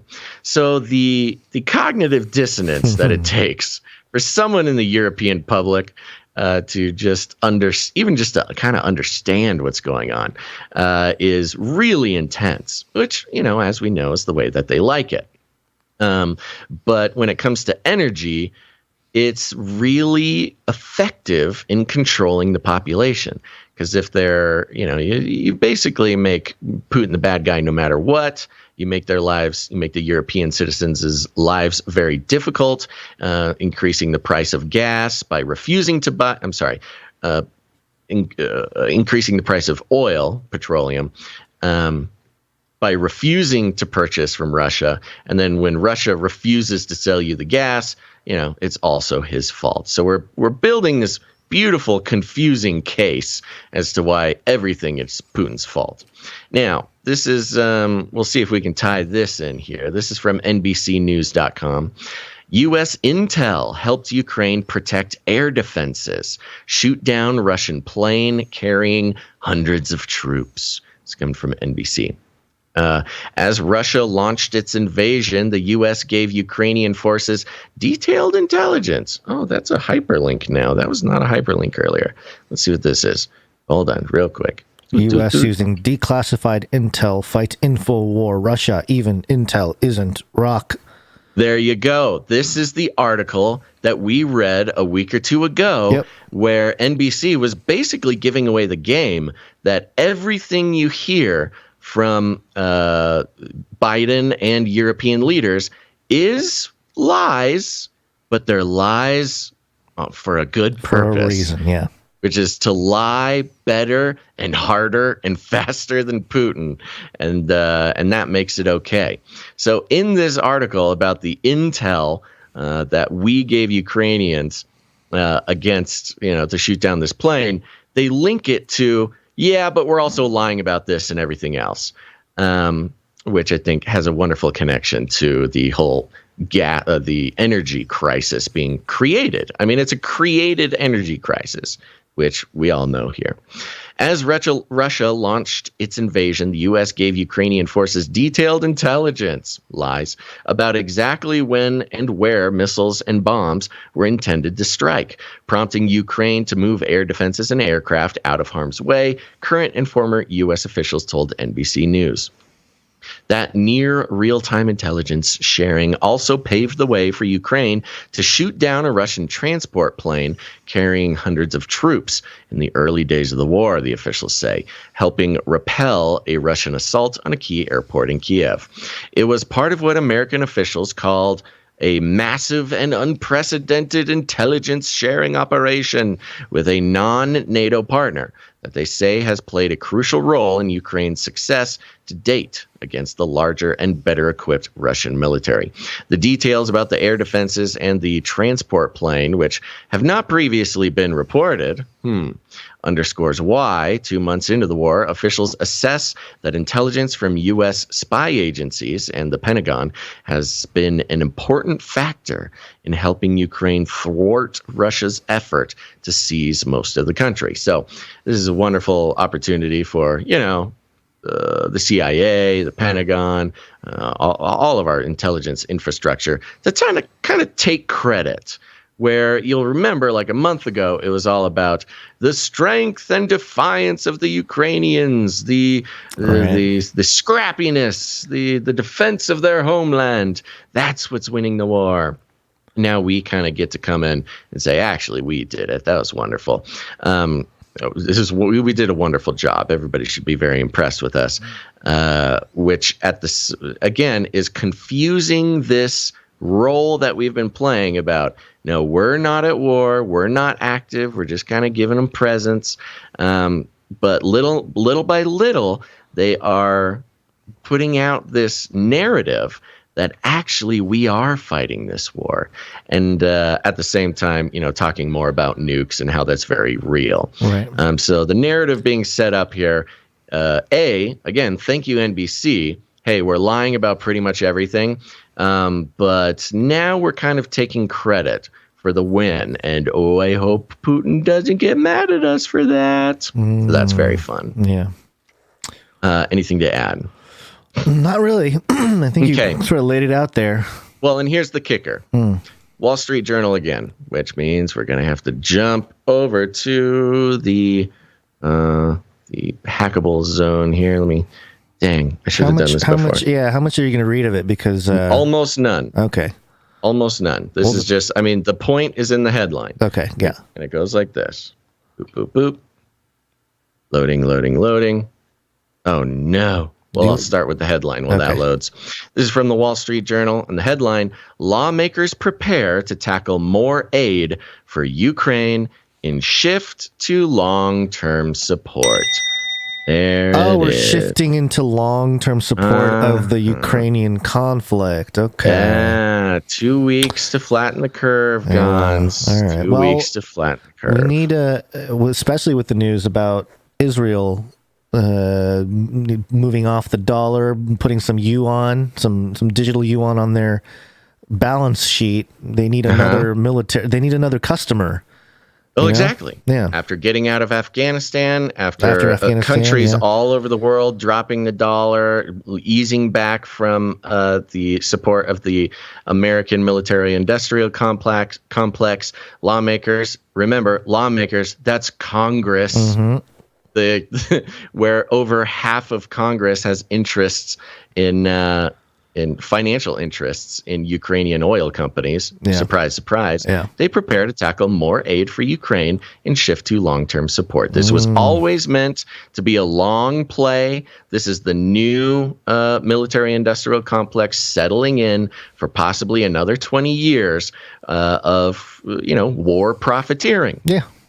And with that, Gonz, who else needs to prepare to tackle more aid for Canary Cry News Talk and shift to long-term support?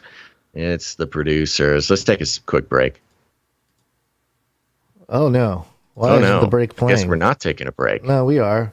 We're going to keep going. Here we go. It's break time!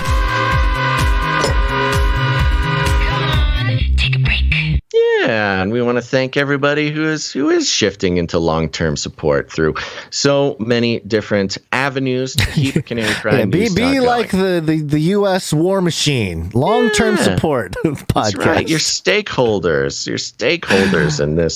in this endeavor here. But yes, you may have noticed, dear listener, no advertisements, no affiliate codes, no nothing, no corporate money whatsoever. And let me be clear. When I say independent media, true independent media needs to be completely disconnected from the monstrosity that is the advertising industry, which has its roots in, oh my gosh, I mean, we've tracked how it has roots in occultism, has roots in government, mind control experiments, has roots in all sorts of nasty things. Exploiting the public, the opportunity to manipulate a message exploitation is number one MO of the advertising industry. I want to be clear because have been those who have made comments recently about how, I know this great program and they do advertisements. Are they evil lizard people? Well, I know this guy, he sells stuff, and is he an evil lizard person? No. Look, folks, if you have a favorite podcast, if you have a second favorite podcast or YouTube show or whatever that uses advertisements to keep that show going, they're not the problem. We're not calling them the problem. We understand, trust us. We understand just as much as everyone else the temptation to advertise on the show. It's an easy, quick way to make sure that you can at least get some cash flow by joining up with the giant advertising apparatus around the world that really feeds on the data. The privacy concerns, the invasion of your personal life. Sure. That's the kibble on which the advertising industry lives. And no, we're not saying that the small business owners and the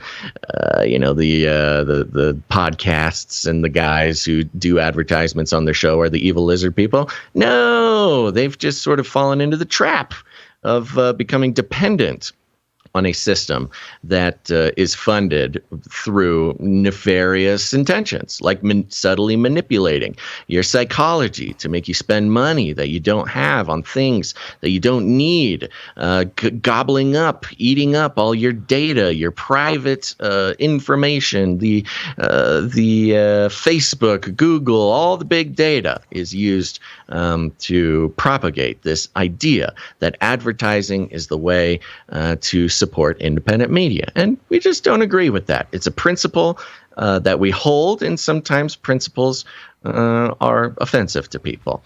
But not you, dear listeners, because we're on the value for value model, which means we are entirely funded by our producers. And our producers are people just like you who get value from the show, realize that true independent media, devoid from any corporate influence, can only be funded by the people. And those people become producers by heading on over to CanaryCry.Radio.com/support. CanaryCry.Radio.com/support. That's right, CanaryCry.Radio.com/support. All sorts of ways to support the show there. You can come in with your cryptocurrency. You can make a one-time producership in any amount. Or if you get value, you've been getting value from the show, you want to continue getting value, especially in this new world order. You can sign up for a monthly producership to settle in for the long-term support of the show. But we've got some executive producers here to thank again. Gonz, are you ready? Executive producers. Yeah, that's right. Our executive producers are those who come in with generosity and enthusiasm to really carry a heavy load to keep this show going. And we appreciate them very much. They mean a lot to us, and that's why we thank them here. And our first executive producer for this show is the wonderful and talented executive producer, Jason H. Thank you, Jason H. Where'd you find this? That's right. Thank you very much, executive producer Jason H. And he sent in a long email for us there, which is not to be read on the show. And we appreciate your thoughtfulness and the energy you put into that, Jason H. Thank you very much. Yep, thank you very much. Next up, we've got executive producer Redbeard is back on the list. Redbeard. Where'd you find this? That's right. He comes in with a nice round number as well. And a note that says, Redbeard here again. Don't, whoops. Oh, yeah. He says, don't have to read this if you don't want, but I will. He says, I think my last week's executive producership note was confusing. Haha. It did make it sound like it was my first, but it wasn't. And I got demooched twice. Mwahaha. Thanks, guys. Yeah, I thought I'd seen your name before. But hey, I guess you kind of mentioned it, and we just love demooching. So should we just demooch him again just to tease him? Oh, yeah, sure. Let's get him. Ha ha! Now who's laughing, Redbeard? Redbeard's the only producer to be demooched 3 times. What's that say about him? I don't know. Well, now it's a war. This is an unprovoked war, but we're settling in for the long term. Okay. Thank you very much, executive producer Redbeard. Redbeard. Next up, we've got executive producer Kathleen G. Kathleen G. Thank you very much. Where'd you find this? Executive producer Kathleen G. also came in with a nice round number. The reason I'm saying that, if you're new to the show, is when producership comes in a nice round number, we always lean towards anonymity. So if you would like us to read the amount on the air, you just put something funky in there, make it a funky number. Adding 33 cents is an easy way to do that. But there you go. Thank you to all of our executive producers. But we've also got a little update on the supply drop, Gonz. Supply drop. That's right, CanaryCry.Supply.com. Go check it out. It's our producer thank you campaign. And if you sign up to support the show in a sustaining monthly amount of $33.33 a month, we will just start sending you cool stuff, man. Isn't that a great deal? We just like to send out gifts, create more value. And if you are someone who enjoys custom-made, producer-designed, American-manufactured goods that kind of express the culture and the fun we have here on the show, go to CanaryCry.Supply.com and sign up. And we are running, I want to thank our supply droppers first, starting with our new supply dropper, producer Derek H. Thank you, Derek H. Appreciate that. Thank you. And also, I believe Kathleen G signed up as well. Thank you very much. Thank you, Kathleen One of our G. executive producers. Yeah, she's getting on board. Love it. Very cool. There you go. There's 2 new people who will be receiving cool stuff. And we are running our supply drop promo right now because, the reason we're doing this is because the more people that we sign up to the supply drop, not only does it help sustain the show, especially in difficult times during the month, really saved our butts over the last month and a half or so, but it goes back to the circle of value. The more people signed up for the supply drop means we have a bigger budget to make cooler stuff for the supply drop. And we have some big plans. We're already working on the second quarter supply drop. We're trying to get some more producer created, artist designed, really fun stuff in the next supply drop. But we do need to hit another goal to get there. I have yet to get the exact number on that, but as long as people keep signing up, we're going to get there. I'll get the exact number so we can track the goal together.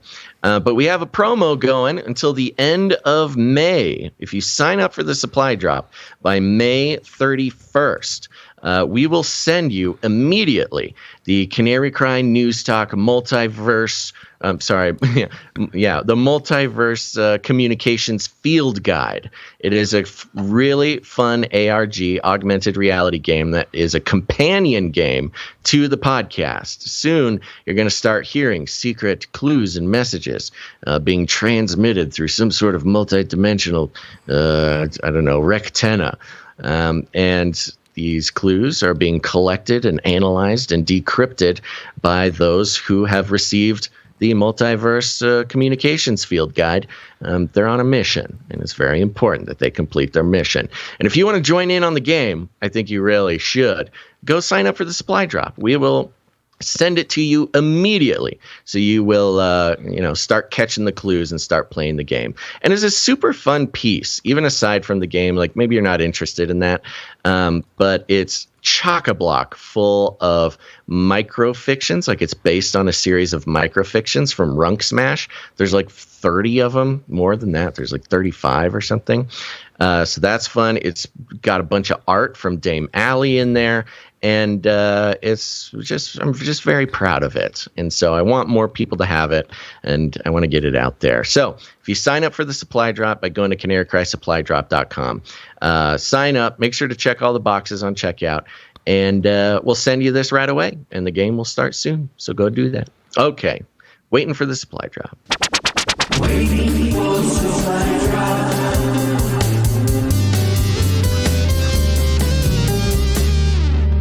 That's right. Well, and we've got plenty of beautiful, talented producers to thank right now. So let's do that. Yeah. Starting with producer Matthew M. Thank you, Matthew M.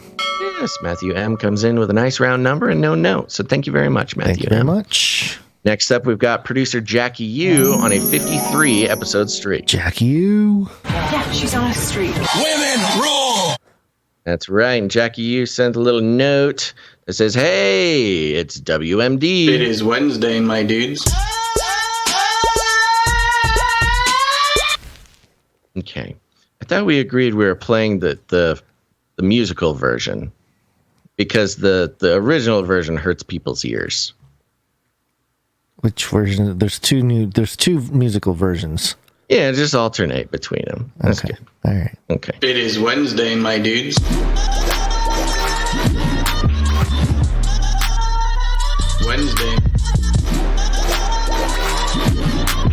Wednesday.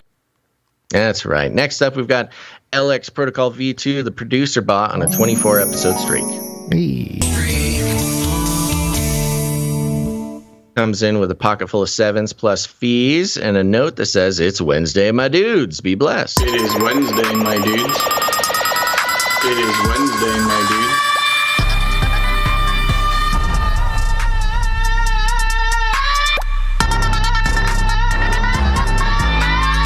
Wednesday, my dudes. That one hits so hard. Okay, it looks like Jackie is asking for the old version. Okay, well, we gave you that.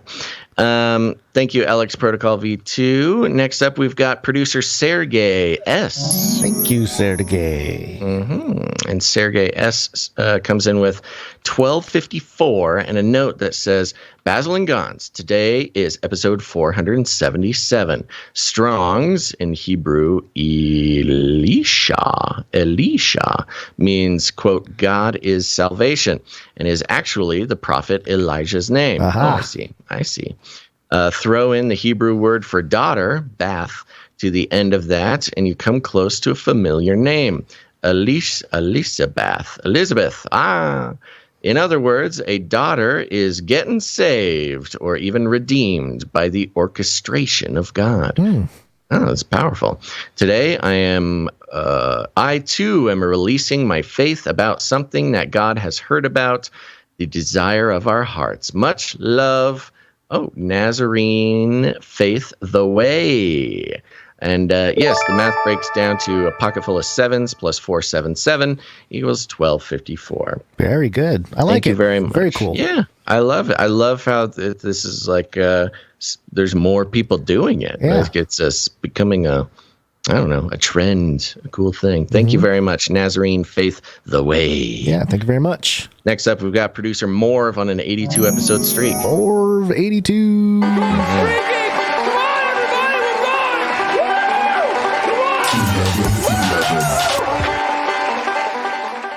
Yes, and correction, that's 83 episode streak. And he comes in with the 1111 and a note that says, it's that day again, my dudes. It is Wednesday, my dudes.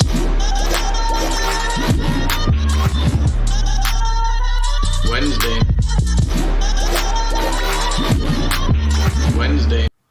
And he says, just wanted to give a shout out to all the people and producers who made the supply drop happen. Thank you all. I'm loving all the goodies, and I'm looking forward to the Q2 drop. God bless. Well, thank you very much, Morv. I appreciate that. Like I said, I love everybody who is sending us notes about the supply drop, talking about how cool it is. I love it. I love it. Thank you so much. It means a lot. We worked very hard on it. Not obvious. I mean, me least of all. I mean, I worked hard on it, but the producers and the artists and all those people really made it happen. So keep it coming. Next up, we've got producer Runk Smash. Runk Smash. Yeah, he is on a streak. Do you know how long? I'm finding out now. I'm gonna guess. I don't know. I'm having trouble. I wonder if he's restarting his streak. Maybe he is restarting his streak. No. We're not restarting it. I missed him last episode. That was my bad. He is on a streak, and the number of that streak is 27. Oh, all right. So he's a firmament buster. I know we have still not shattered that highest and hardest glass ceiling, but someday someone will. Gotta get some trap music behind that. I know. Kamala. Oh, wow. Kamala will break it. Yeah. All right. I see Runk Smash shouting email in in the chat, so I'm going to read his email here. Okay. I hope this is the right one. It says 427 producership. Hey, Basil and Gonz.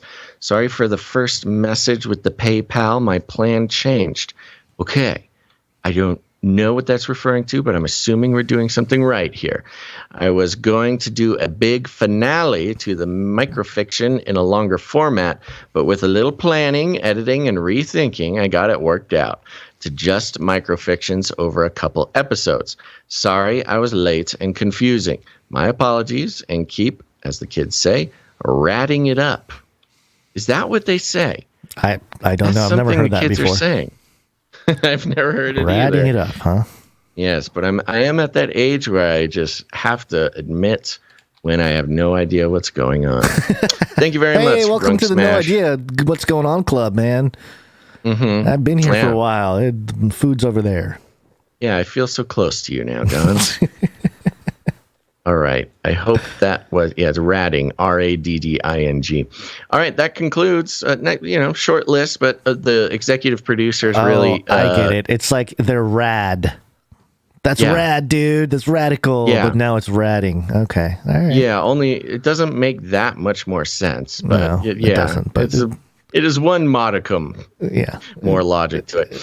So a bit of a short list there, but the executive producers' participation really helped us out today. Thank you, execs. But we do have a few more producers to thank who came in under $7.77, which if you come in over that entitles you to have a note read on the show. And now I will thank the rest of them, starting with Sir Casey the Shield Knight on a 148 episode streak. Yes, they call him the street. Fastest thing on 2 feet. The streak. Mm-hmm. What is the next big streak? Well, 144. We had that 144. Yeah. So, but that was like that was a level, right? No, I know. We wrote them down. I'm going to go over to the doc here. You thought maybe you just would know. No, I don't. Okay, let me figure it out. But while we do that, let's go ahead and thank Sir Scott Knight of Truth, who's on a 138 episode streak. Yes, they call him the street. Fastest thing on 2 feet. The little brother streak there. The little brother streak. Yeah, you're telling me. Oh, 144 was the max amount that we had gotten to. Yeah, that's That's got to think of the new one. I said 177, and you said it was too long. And then you said, I think the last conversation we were like, we said, it's too far away. And then, we'll figure it out. And then we never figured it out. Then we didn't. Yeah. So let's see here. He's at 148. We could always, 150 is something, but that's only 6. Let's see here. 155. It's only 6 away from the last one. 155 is okay. That's 11 episodes. What about 166? 166 is a thing. Trying to think, there's not like any solid like referential numbers that I can think of, especially 144. Well, if anybody has any ideas, send them in to us. All right, thank you, Sir Scott Knight of Truth. Next up, we've got Sir James, Knight and Servant of the Lion of Judah, on an 81 episode streak. That is a streak. 3 nights coming in. I know. The round table is really holding down the fort here. Yeah.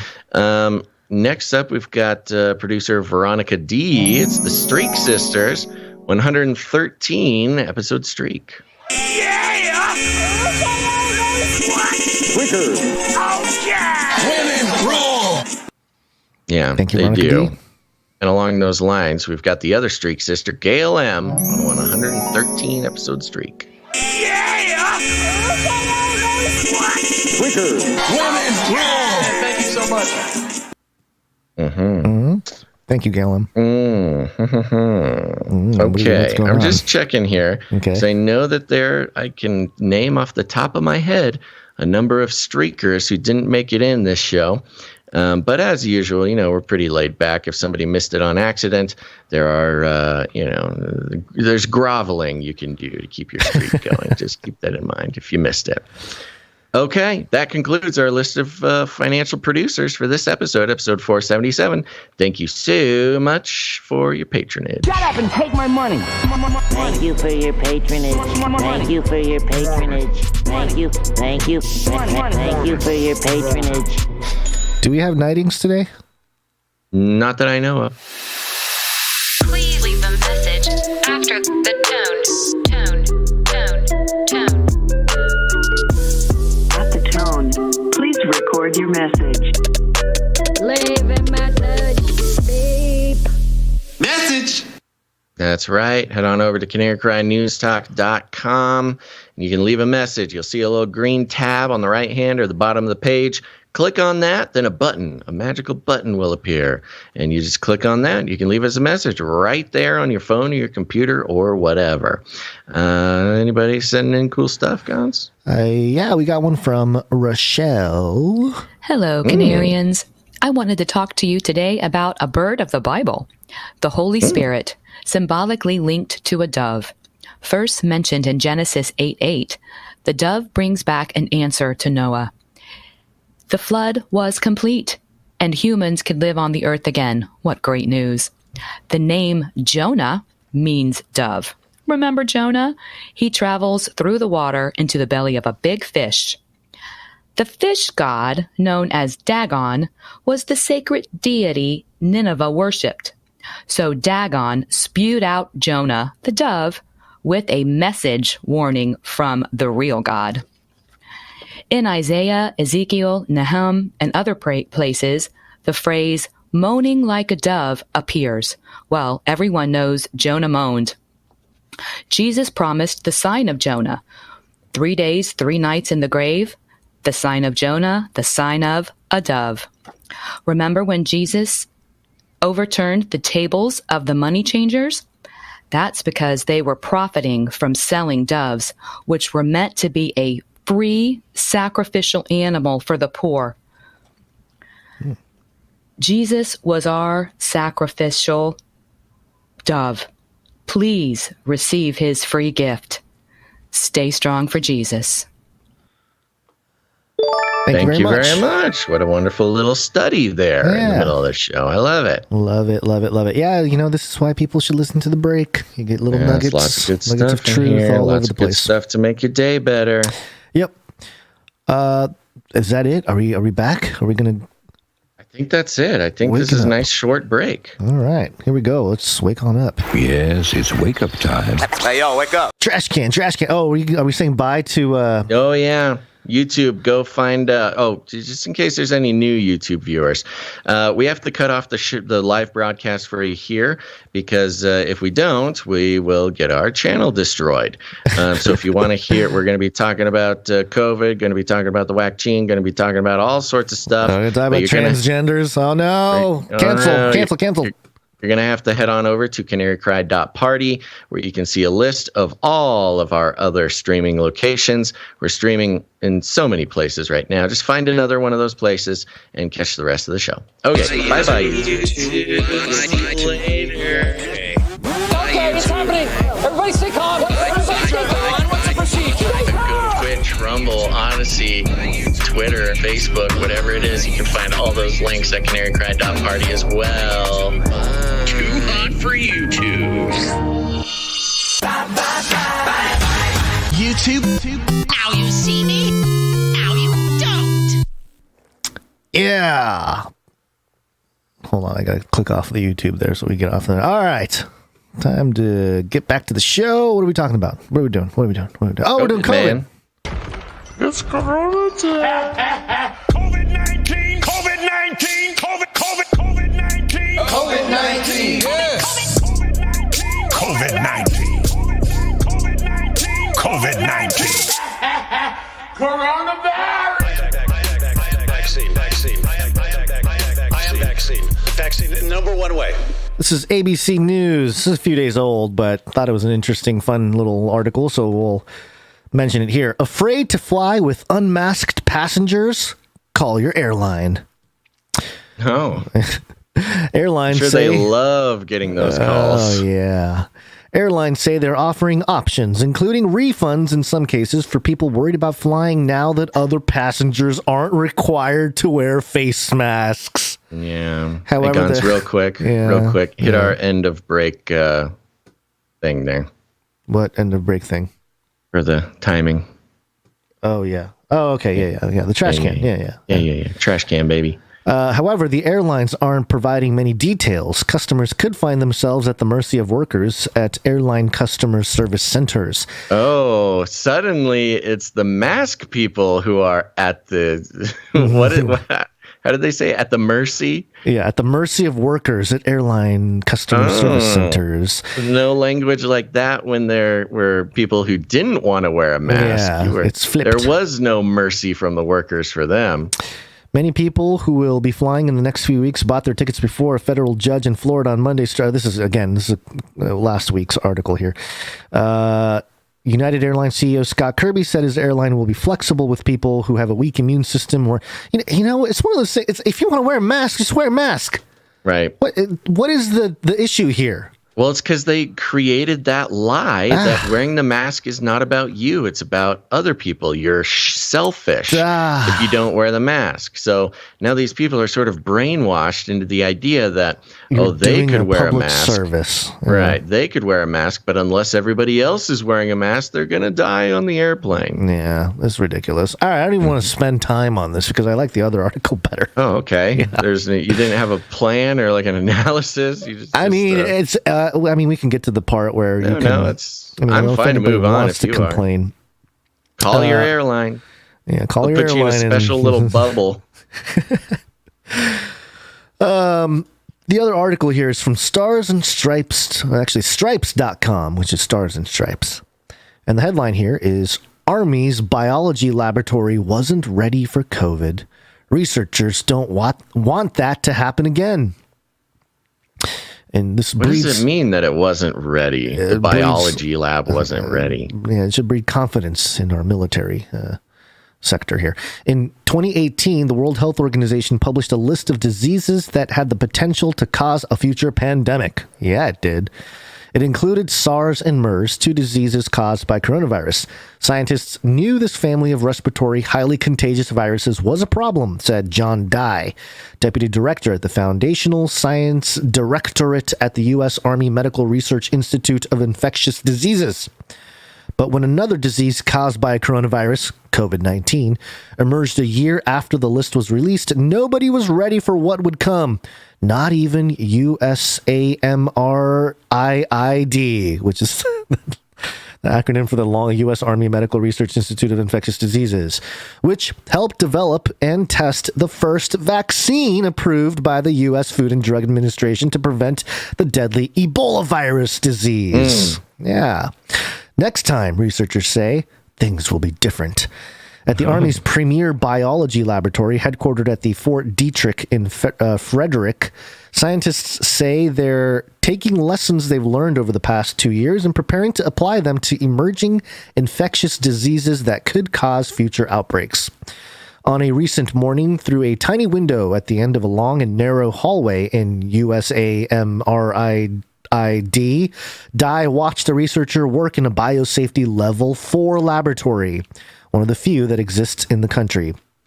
What was the level at the Wuhan? Wasn't that 4? Or was it 3?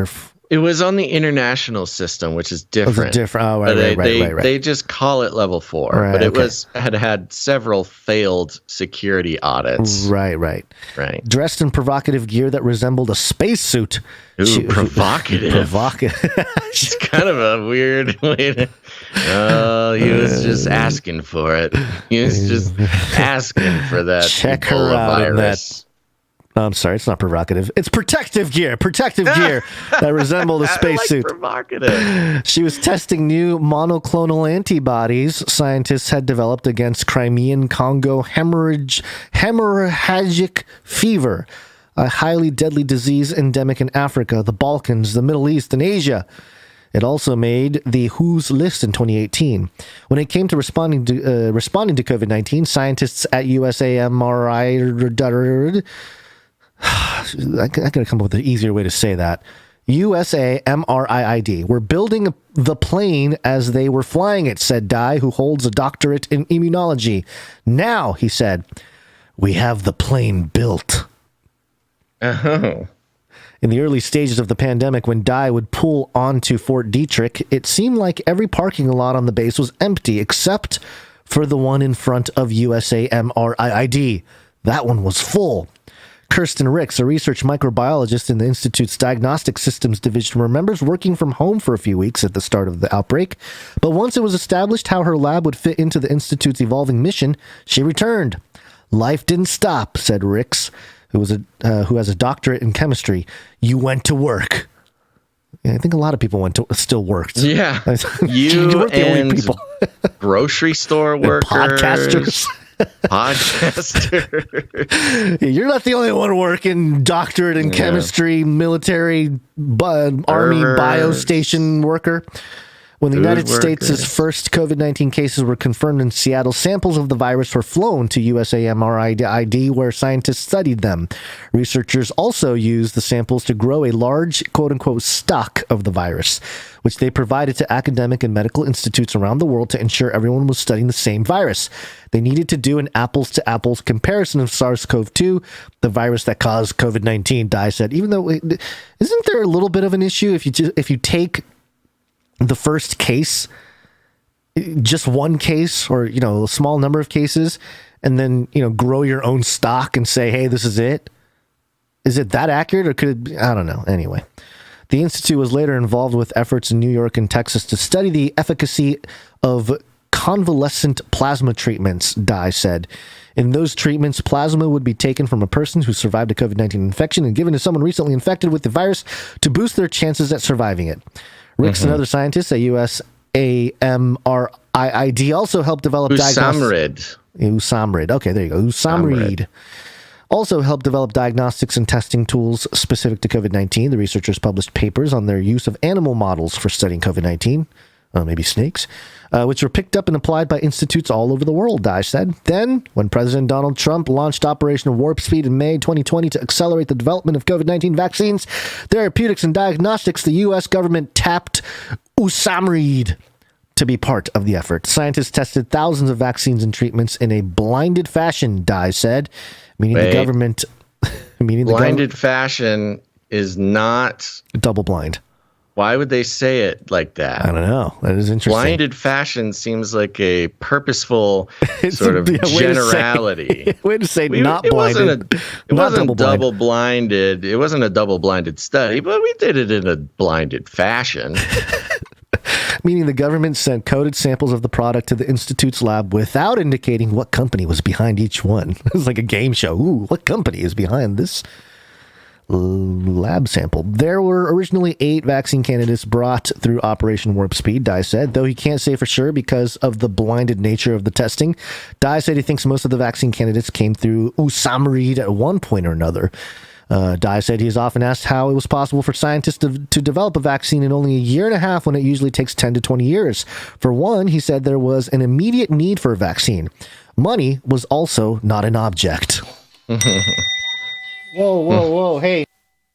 Oh, we've got the baby attack happening on the show. The baby attack. It was successful, he said. Thank goodness.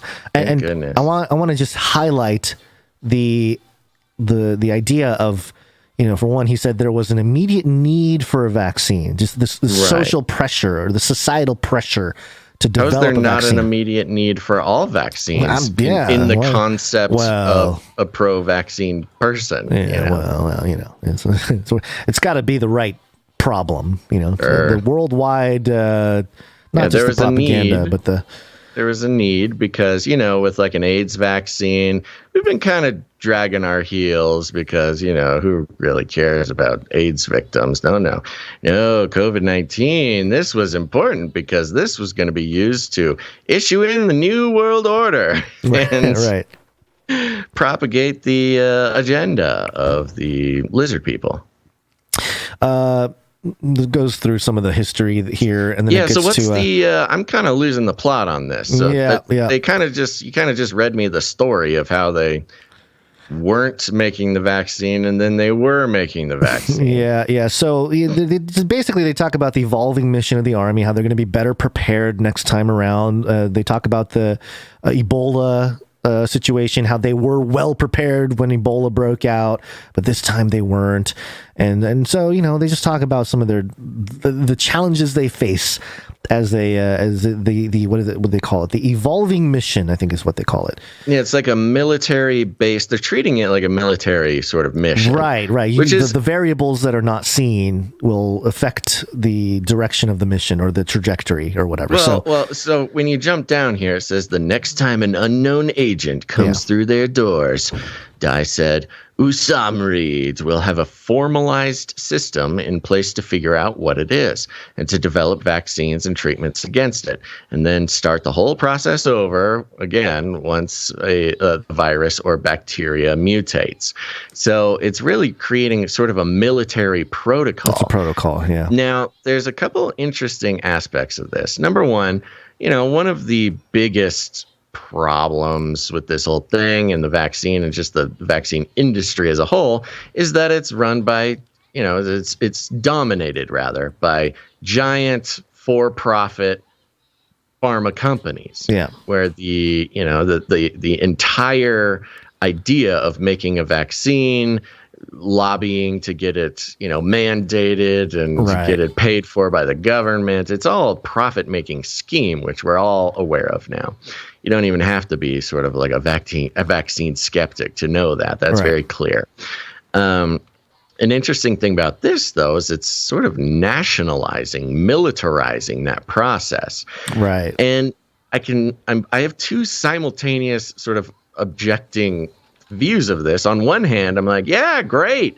Get the pharma companies out of there. Like if we can do it without them, that avoids a lot of the issues when it comes to, profiteering, pandemic profiteering and manipulation of science and lack of accountability and lies. But on the other hand, now you have a militarized vaccine force run by the government, which I don't know, maybe you won't have the profiteering motive, but you'll have this other weird connection with the military industrial complex. Yeah, it's the military industrial complex. Exactly. So not only is now, it used to be like, the past 2 years that there's the military industrial complex and there's the medical industrial complex. Two separate yet equally sort of evil principalities ruling the world. Right. But it's almost like one is trying to gobble up the other. Yeah. The military industrial complex is like, hey, this is like our gig, medical industrial complex. Get out of here. You are not, look, you had your fun. You had your fun during the COVID thing, but we military industrial complex, titans are we'll take it from here, pharma. It's interesting because speaking of a military or a scientific dictatorship. Yeah, I just want to give credit. 122 Go 2, who's been really nailing it in the chat lately, mentions the mission creep. Yes. Talked about. Yeah. Yeah, good point. I forgot my point because it's such a good point. I'm sorry. I thought you were transitioning. No, sounded like a segue. No, it was something else, but it's okay. No worries. Well, let's go over to Bloomberg then. Okay. All right, here we go. Bloomberg, MSN mirroring Bloomberg headline here: Vice President Harris taking Pfizer's Paxlovid to treat COVID. Oh, Kamala has COVID. That's the news. Oh, no. Yeah, isn't that funny? Kamala, she comes and goes. Yeah, she has COVID. Yeah, the headline is not Vice President Harris has COVID.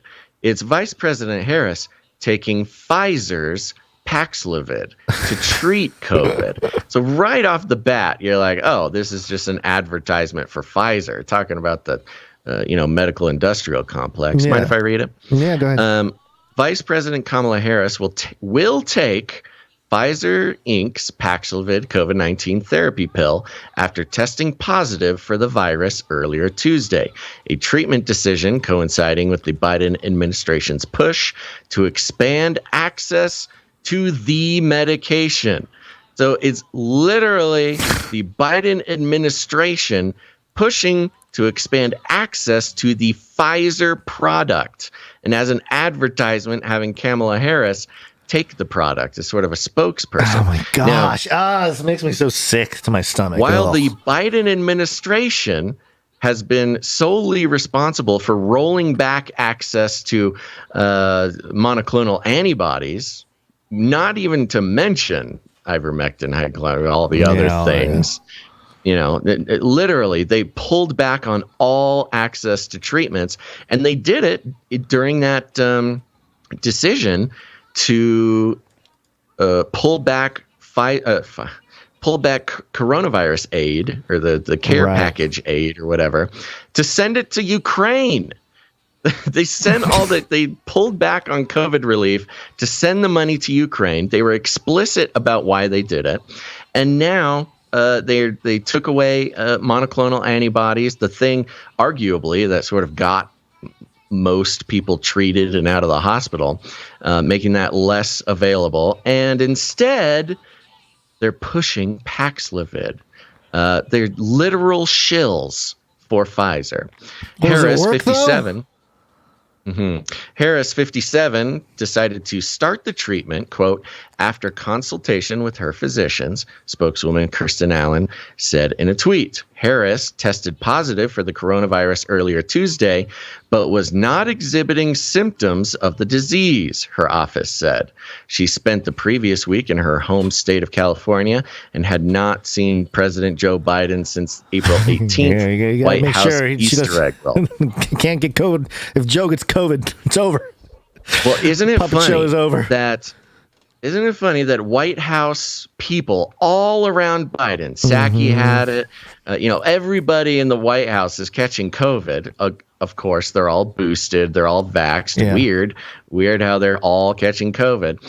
But they all perfectly had their schedules. Yeah, it's a very convenient time with all kinds of products and things. Always. Well, the timing is always perfect when it comes to their last contact with Joe. Psaki was the same thing. Apparently nobody catches COVID at the White House unless it's been like a week or 2 weeks since they've seen Joe, which is like, okay, are you guys ever seeing Joe? Or like, this is just, really incredible timing. Joe just has resilience, man. He's got those hairy legs. Got hairy legs. Got hairy legs. Must be a part of the protection. This next part's so funny, and I'll tell you why. It says, she's the highest ranking administration official to report being infected. Wasn't Trump infected? Yeah, I think they're talking about this administration. But yeah, good point. But the funny part about this is it's useless. It's stupid. It's not needed. We know she's the vice president. But there's been this long-standing sort of contention with Kamala, where she doesn't feel like she's getting the respect she deserves within the White House. Like even just walking down the hallway or walking into a room, she was reportedly complaining that people wouldn't stand up for her when she walks into a room, which is not something you do for the vice president. I thought you do that for the president. For the president, yeah. Yeah, no, but it's like a whole thing. And she got mad that they used, when she was on the cover of Vanity Fair, she got all mad that they put the picture of her with her tennis shoes on. She just doesn't feel respected, So I think this little line, like she's the highest ranking administration official, directly written by her. Exactly. A little memo to the author. Like, make sure to put something in there to know that we know she's the vice president. But okay. So there's that. Now, another fun part, just to repeat, Harris tested positive for the coronavirus earlier Tuesday, but was not exhibiting symptoms of the disease. Yeah. All of these articles reporting this are saying, oh, don't worry, no symptoms. She's asymptomatic. She's not sick. Don't worry. It's amazing. She's going to be fine. No symptoms. We're going to give her Paxlovid. Okay, so let's learn about Paxlovid. This is from NBCnews.com. And this came out today. Okay. Oh my gosh. So this was not. Hold on. I got to get the ads to allow the continued. Okay. Come on. Okay. All right. Now, this came out today.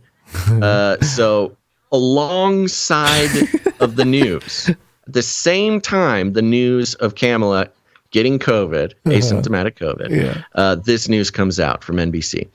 The headline, COVID symptoms may return for some after taking Paxlovid antiviral pills. Oh, okay. So the pills don't work. So Kamala, who doesn't have symptoms, is going to take Paxlovid and she's going to get symptoms, or like the symptoms will return, as in she'll have them for the first time after she takes Paxlovid. Now listen to this. Okay. Pfizer's antiviral pills are highly effective at keeping people with COVID out of the hospital. But there are growing reports that in rare cases, patients treated for the coronavirus with Paxlovid can experience a second round of the disease shortly after recovering. Oh, you mean so it doesn't actually cure COVID? It doesn't actually cure their COVID. It's just like taking NyQuil. You manage the symptoms or whatever. By the way, the photo at the top, the rubber gloves holding the Paxlovid, the number that the thumb is highlighting is 33. It's PF 073213332. Oh my gosh. There you go. There's the message. Yeah. NBC has been such a treasure trove of these messages lately. Yeah. We used to we didn't do a whole lot of NBC, but now NBC is just like on a mission to reveal the truth, to say the quiet parts out loud. Yeah. So you've got Kamala Harris, who does not have symptoms of COVID-19, taking Paxlovid, the Pfizer product that is meant to take away symptoms and keep you in the hospital, or maybe that's the truth too, keep you out of the hospital rather. Why is she taking Paxlovid if she's asymptomatic and not at risk of going to the hospital? You don't go to the hospital with COVID because you don't have symptoms. So there's no reason for her to be taking Paxlovid if she doesn't have symptoms. And at the same time, Paxlovid doesn't work. So this is just, again, a wonderful advertisement by the Biden administration for Pfizer's new pill that apparently doesn't work. But she's going to take it. She doesn't need it, but she's going to take it for fun. And so we can write about it and tell everybody that the Biden administration is going to be making this useless pill available for everyone. But, not monoclonal antibodies or like anything that actually helps the disease. But this will be like the NyQuil version of curing COVID. It's just a great thing to just, if you have any normie friends or family, just have them read the Bloomberg headline. Vice President Harris taking Pfizer's Paxlovid to treat COVID. And then have them read the NBC News. COVID symptoms may return for some after taking Paxlovid antiviral pills. And that's why we do the show the way we do, folks. We are taking straight from the mainstream news corporations.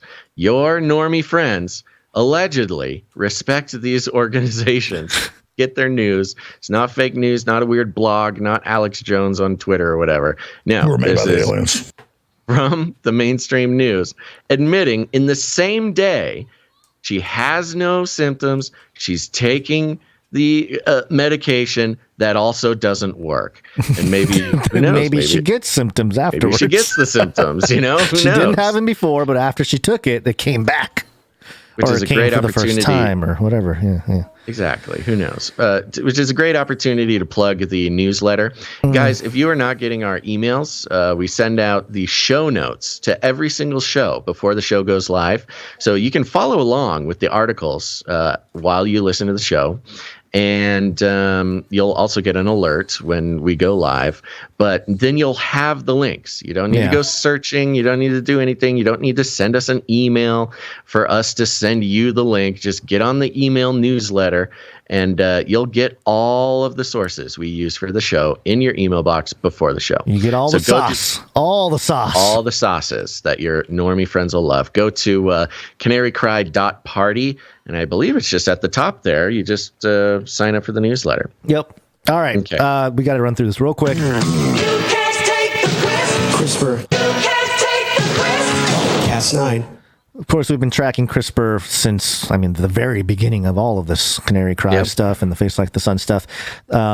MIT Technology Review. This is in the biotechnology section. The headline here. The scientist who co-created CRISPR isn't ruling out engineered babies someday. Oh, good. Jennifer Doudna answers our questions. There's an interview-style conversation here with Doudna, the co-discoverer of CRISPR editing, which says here, the revolutionary method for engineering genes that 10 years after her original breakthrough is now making its way into human trials. There's an expanding list of applications in diagnostics and engineered plants. Already, researchers are exploring potential treatments to cure sickle cell disease, which we've covered, blindness, which we've also covered, and liver disease. In 2020, she shared a Nobel Prize with fellow scientist Emmanuel Carpentier. Emmanuel Carpentier. Oh, really? Emmanuel, God with us, and Carpentier? Oh, God with us, God a with us, carpenter. Carpenter. Nice. Wins Nobel Prize for... okay, so the two became the 6th and 7th women to win the award in chemistry. All right, so this is a back and forth sort of interview about the whole thing, but the point that I want to highlight here is in this question, when it is asked, I wanted to ask 2 questions about hereditary genome editing, CRISPR babies. From what I understand, you've never been in favor of that, but you've also not wanted to sign on to attempts to ban it. What's been the evolution of your thinking? And for those of you who may be new to the show, the reference here is the Dr. He from China, who went ahead and CRISPR'd some babies to, to not have like the gene to be infected with HIV. Make them resistant to HIV. HIV resistant, and they were born, brought to term, and then Hay went to jail for the pandemic, and they're shutting the world down anyway, Dr. Hay. Just come with us for a little while. Yeah. And he was recently released. So that's the reference here. And during that time, Doudna was very vocal about, hey, this is wrong, this is unethical, how dare you use the technology to do such a thing in China. So this is her response now. My feeling about it has been consistently that it should not be used clinically right now. I think we are still at a point where it's not appropriate to use CRISPR in human embryos for the purpose of creating a pregnancy. Okay, very specific. And why not? Well, because the technology is not well vetted in that system, and I don't think we've seen a clear argument for a real medical need for that approach, which begs the question, what kind of event or crisis can the elite manufacture to push us into a situation that creates a clear argument for a real medical need for gene editing babies? I mean, climate change is one of those things, by the way. The narrative can very well be, the climate is changing, we need to change our biology to be able to withstand the whatever. And that's just one potential thing. Thirdly, there hasn't been an opportunity for widespread societal consideration of the implications of that type of use to make heritable changes in human beings. Which is kind of like, okay, as if the public opinion of these things will matter too much in some kind of implementation process. But I thought this says a lot because it sets up this idea of, okay, what kind of crisis, what kind of situation would, in the mind of the inventor of CRISPR, justify pursuing genetically modified babies? Mm-hmm. Which brings me to this other article here from the same MIT Technology Review, published on the same day. Headline: Trans men's eggs have been matured in the lab and could help them have children. And I know this isn't CRISPR, okay? This is not gene editing per se, but if we're talking about an argument, a reasonable argument to use such technology, this could be it. So here's what it says in the article here. Ovaries contain hundreds of thousands of underdeveloped eggs held in a kind of suspended animation. Each month, one matures and is released, potentially to be fertilized by sperm and create an embryo. The miracle of life. For the first time, scientists say they have managed to take eggs from the ovaries of transgender men, biological women, and get them ready for fertilization in a process completed entirely outside the body. The achievement, carried out by a team led by Evelyn Telfer, a reproductive biologist at the University of Edinburgh, suggests that viable eggs can be obtained from transgender men even after years of testosterone therapy, which can stop ovulation. This is where it gets a little bit more vulgar, so I don't want to upset anybody, maybe earmuffs for some of the younger I don't know about listeners. vulgar. It's clinical. It's clinical, but just a little warning. This would allow transgender men who want children to avoid having to pause gender-affirming medical care and avoid vaginal probes, women's health clinics, and female hormone-based treatments, all of which can be physically or emotionally distressing. Yeah, isn't that sweet?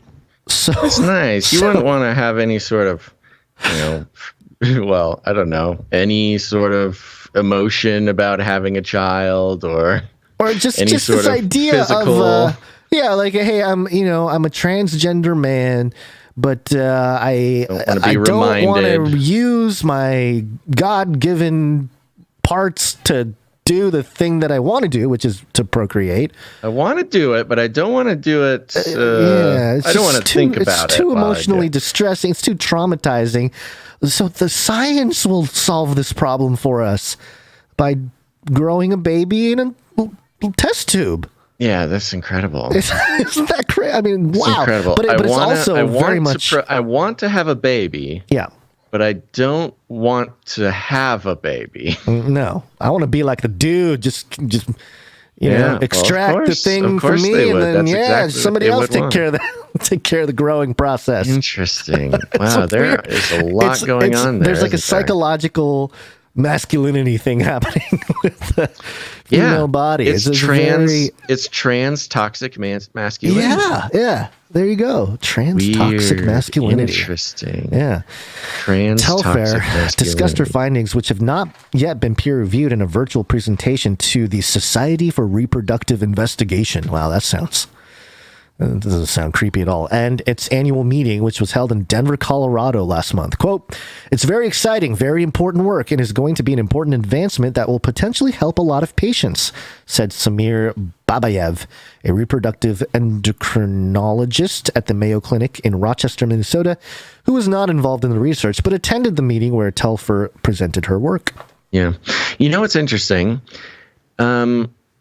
This is all science that's regulated for a reason. Yeah. And banned for a reason, and all these sorts of things. Yeah. And it's the social justice stuff that is giving justification to lift these bans. It's not a scientific reason to lift the ban. It's not a scientific reason to deregulate science. It's the social implications that is creating the justification to rethink scientific regulation. Yeah. Just really weird. It's like if you didn't have that strong social force for the personal comfort of trans men, then this probably you wouldn't even be thinking about deregulating this. Yeah. On a scientific basis. It's like the social aspect is trumping the scientific aspect, which, now that I'm saying it out loud, is exactly what's been happening for the past 2 years. So I shouldn't be surprised. No, don't be surprised at all. Yeah. The social aspects are way more important than the actual scientific aspects, and it's been like that for a little while now. And I don't think, because once we start moving in this direction where it's kind of like, oh, the test tube baby thing is real in some capacity, the conversation, if it's socially accepted, obviously, I don't think it's going to be widely accepted, this type of thing. But of course, a certain segment of the population will always agree to it. But we'll get there. Yeah, we'll get there. But the leap from something like this to, I kind of want to tinker with my baby's hair color, or how tall they're going to be, or what kind of.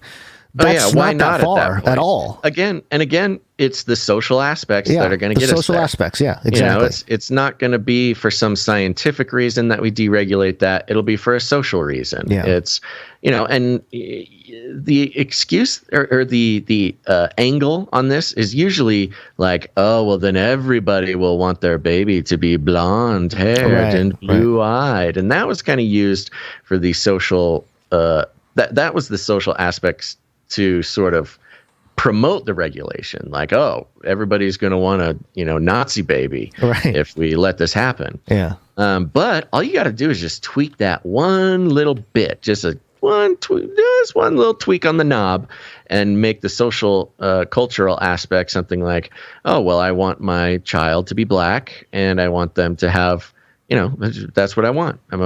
Even if I'm a white trans man, getting my eggs fertilized and grown outside of any anybody's body. I want it to be a black child, and I can do that because what? You don't want more black children? What are you, racist? Let me CRISPR my baby. What's wrong with you? Let me CRISPR my baby. Yeah. Somebody write the song, Let Me CRISPR My Baby. Let me CRISPR my baby. Sounds like a really good country tune, you know? Well, I'm a trans man who wants to have a baby. Gonna grow it in a tube. Ba-dum, boom. But I don't want no racist baby. I want a black baby like you. Black Chris baby. Black CRISPR babies. All done. You get it. I got breaking news before we go into the break, Gonz. Oh, no. Okay, I was about to go into it. Yeah, Where did it go? Here it is, real quick. Occupy Democrats Twitter account. Okay. Breaking. Disney hits back hard at Ron DeSantis and the GOP. Says that Florida can't legally dissolve its self-governing district unless the state pays off the district's $1 billion in debts due to a pledge in the original 1967 law. Oh, my gosh. Retweet. If you stand with Disney against the GOP, you have Occupy Democrats, which, so you know, this movement, Occupy Democrats, came out during the Occupy movement, the demonstrations. Occupy Wall Street? Occupy Wall Street, where they camped out. The whole point of the Occupy movement was to strip power from the financial elites in the corporate world that has complete control over all parts of our lives. Regulate Wall Street was the Occupy movement's rallying cry. Now you have Occupy Democrats tweeting in support of corporate deregulation.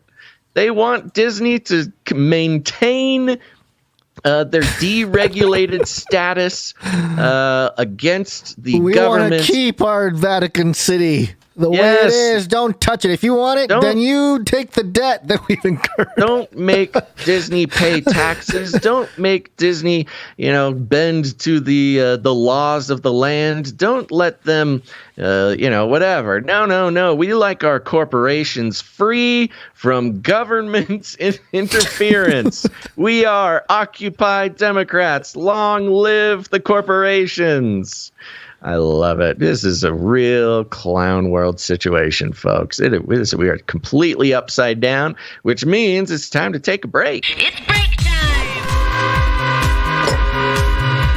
Come on, take a break. This is our second break, and we thank our producers.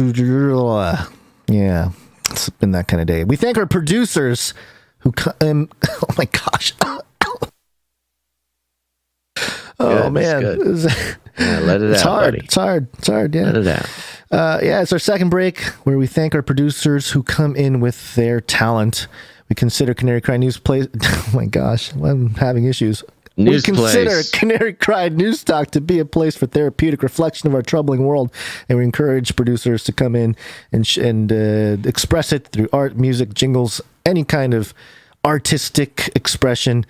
To process it together, and we like to share it with all of you because that's what we do here. We process the crazy.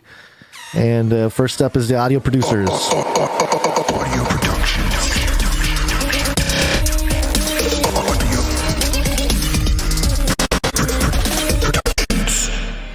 And if I'm not mistaken, we only have. We have.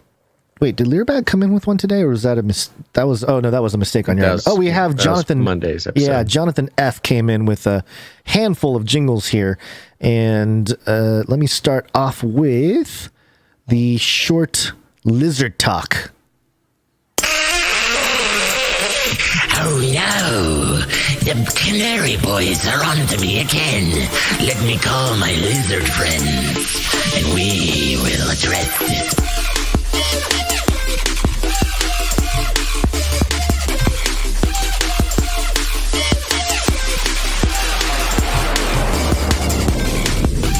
Take your human form during these meetings. That'd be. Vaccines lowering the population.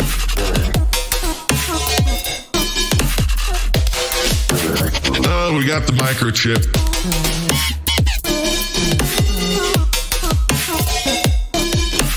Epstein, yeah, we knew that was going to show up. Oh, wait. What is it? What is Canary Cry News? There you go. Fun. Wow, that's some hard style, man. I like it. There's a longer, a little bit louder version of it, but we'll save that for maybe later. Yeah, we'll play that one in the mixtape at the end of the show. Mixtape. We also Jonathan F. also threw in his hat. He said, "My turn" on the Chinese news jingle. Ooh, competition. Here we go. There's two of them here. I wonder. Oh, that's louder. All right, let's play the louder one here. Welcome to Chinese news. Comes from China. China. It's not racist at all, no. That's good. I like it. That's good. That's good. I love it. I like it's more of a racist angle, whereas the original jingle is just straight racist. That's what we are accused of. It's definitely been called that by people who don't know that it was a Chinese guy who made it, but okay. Yeah. That's okay. Yeah, that's hilarious. That's good. I all that. Yeah, Good we got to stuff. start using that one. Make sure to keep that one organized. We got to keep that one around. It's close. Yes. Close by. Okay, good. All right. Thank you very much, Jonathan F. Appreciate it. Let's move on to some art. One art, please. And we're going to begin with Dame Allie of the Skillet Nation. One art, please. Another one from Allie now. Here it is. And her piece today is called "I'd Walk a Mile for a Kamala." And it was referencing the Bloomberg article there, the Vice President Harris taking Pfizer's Paxlovid to treat COVID. And the art reflects such truths. Beautiful headshot of Kamala Harris here, all strapped up and masked up again. You can tell she feels much happier in this mask. Because, when you're a lizard person, you can kind of slack on the shape shifting. Really, the mouth and nose area, when you're trying to shape shift into your human form, it's really hard to breathe with the human nose, and the human mouth is tough because you got to transform your teeth from fangs into human teeth, and your tongue can't let your little lizard tongue flop out and fly around and stuff, catch flies. So really, the lizard people love the mask. It's a real relief. And here she is, her nice shining lizard eyes, and she is looking as vice presidential as ever. Thank you, Dame Allie. Small detail, I think, that Dame Allie. First off, the reflection of light in the lizard eye, very, very, very convincing. Yes, but very also her earring. It looks like her earring is a coronavirus. Oh, yeah. Well, that would make sense. She is a huge fan. She's a big fan. Made a lot of money. Got elected from COVID. Yeah. And apparently, asymptomatic. So it's kind of like it's her friend. Just her PR buddy. Yeah. Very good. Thank you very much, Dame Allie. Awesome work. Next up, we have Sir Dove, Knight of Respeltia. One art piece from Dove. Here's a note here. Piece for this week's NWO Fantasy League update. We have the final breakdown of all the rules for the inaugural season. I've attached a zip file that has all the player sheets, position sheets, and rules included with it, hoping to get that out to the 5 remaining participants so they can study the players and get a draft strategy together. Ooh, I like this. Yes. So it's time. The time has come. Yeah. For Dove and Gonz, you could be there too, but I do need to have a meeting with Dove because we've had a nice number of people, email and want to be involved in the beta test version or first beta test league for the New World Order Fantasy League. And I'm wondering if we need to keep it to one league or if we can have 2 leagues running at the same time. We probably, it's a management issue. Right. Really. My initial thinking is do one round first to sort of see if it works, and then you can, we can have do a multiple beta test groups. Yeah. Yeah, before we go live, because there will need to be tweaks, of course after the first beta test. So anyways, let's talk about that.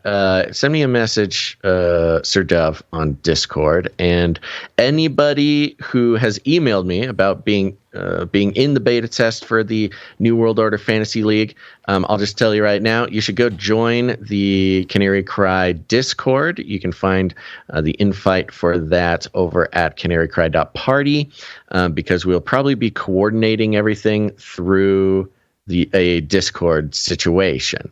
So go jump on Discord. I'm going to replace the invite link not right at this second, but I will be doing it during this show.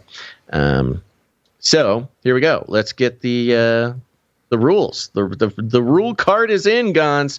We know how it's going to work. And it goes like this. So we're going to have 6 teams per league. That's 6 individual Canarians playing per league. Each team has 8 players drafted from the pool of 60 lizard overlords. Wow, was there really 60? That's incredible.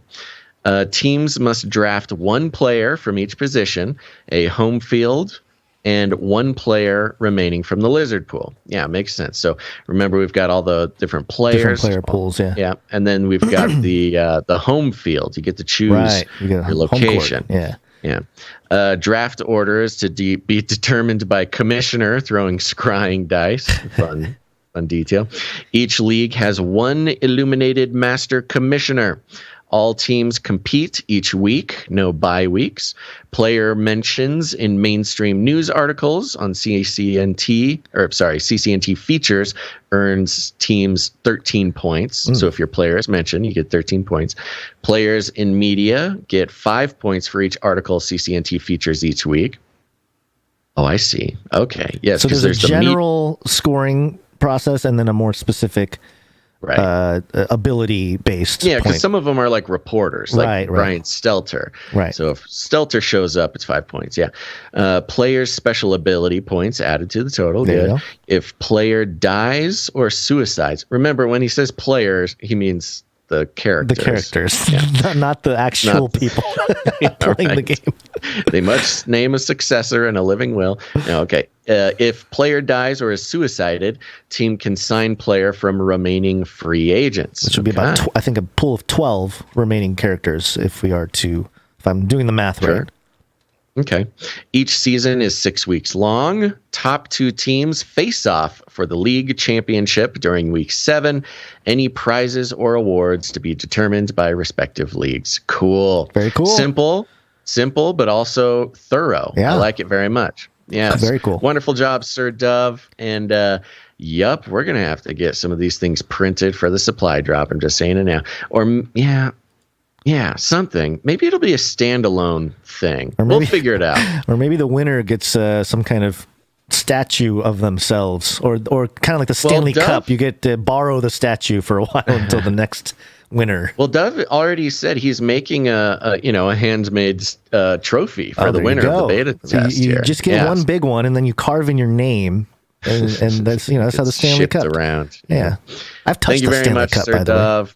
So excited. And last chance, everybody, we are going to be figuring out what it looks like for the beta test of the New World Order Fantasy League. It's been years in the making, 7 years in the making to be exact. But it would be even more so if it wasn't for Sir Dove and some other producer. I'm very happy about that. Talk about slowly and then all of a sudden. It's like slowly nothing happened for 6.5 years, and then Dove and team come in and all of a sudden it's all just happening. New World Order Fantasy League is like falling in love or falling asleep. Happens slowly and then all at once. There you go. So send an email to canarycryradio@gmail.com if you are interested in being in the league for the beta test. It's going to be fun. It's going to be cool. It's going to be historic more than anything else. And thank you, Sir Dove. All right. We got one more from Greta English. There's a note too. Hey guys, it's Greta English from CCC. I'm attaching a photo of a mixed Canary Cry community. I'm attaching a photo of a mixed media collage about 14 by 18, which was inspired by the plandemic. Back in 2012, I had a vision of the end times that involved the barcode as the mark. It wasn't a prophecy, but more like a deep conviction. I created a series of work called The Barcode People and had a lot of fun with it for a while. At any rate, I hope the photo of my work does justice to the piece. My canvas was a target bag, which looks like a dragon. Hopefully the rest of the images will be clear and convicting. Thanks for all the tireless work you do, and many blessings to you. Grace and peace. G&E, or G-E, G-E. Thank you, GE. Yes, the very, what is the word? Very engaging multimedia piece here. Yeah. We've got a target bag, and around the target, in the target bag, are QR code upon QR code upon QR code.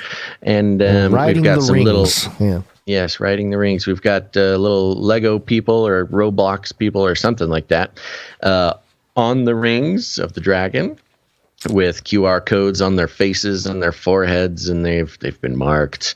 Then in the center there, you've got another face with a QR code on the forehead. You've got some green and red accents to a center-focused QR code, and he looks quite mesmerized with his situation there.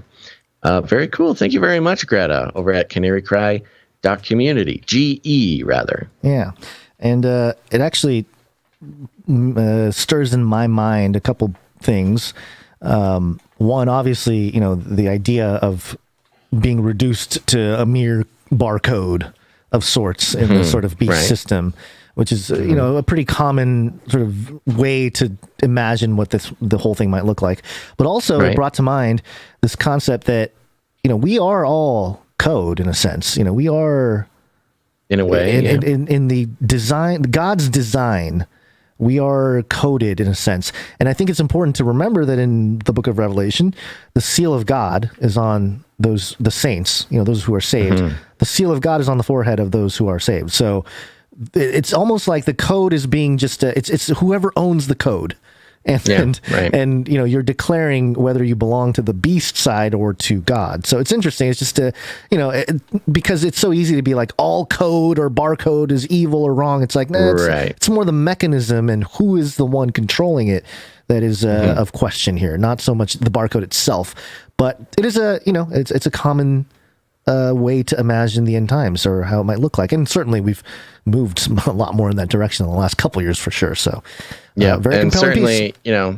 There's a lot of people who think the barcode is the end all, not barcode, QR code is the end all be all to what that could look like. Yeah. But maybe. I think we ain't seen nothing yet. I think it's going to be a little more intense. Something else. Yeah, the QR code is not cool enough in my opinion. All right. Cool. Thank you to all of our artists. Yep. Thank you very much. And we do have a microfiction, I believe. Yep. We do. Here we go. Yep. Microfiction. Microfiction. And this is from Rung Smash.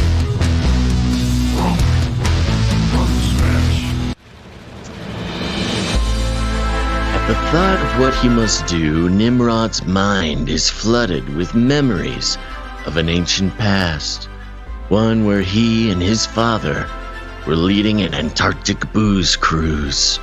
He remembered its tragic end as he wired his father to the influencers' cell phones.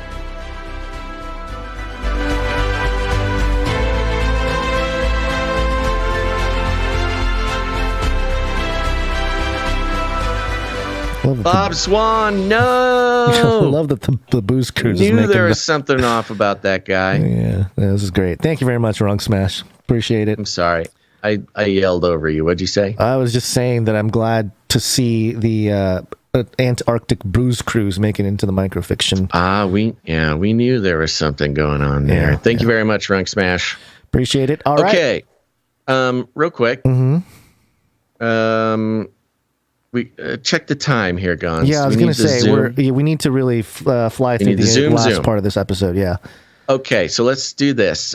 We had a number of stories regarding Antarctica at the end here, but I think we should just pick one of them, and we'll save the rest of them for next time. Okay, I'm going to go with the theme and go with that first thing we have there. So the theme of today, which is sort of an investigative, expository look at some of the characters or actors behind everything. But let's wake up real quick. Yes, it's wake-up time. Hey, yo, wake up.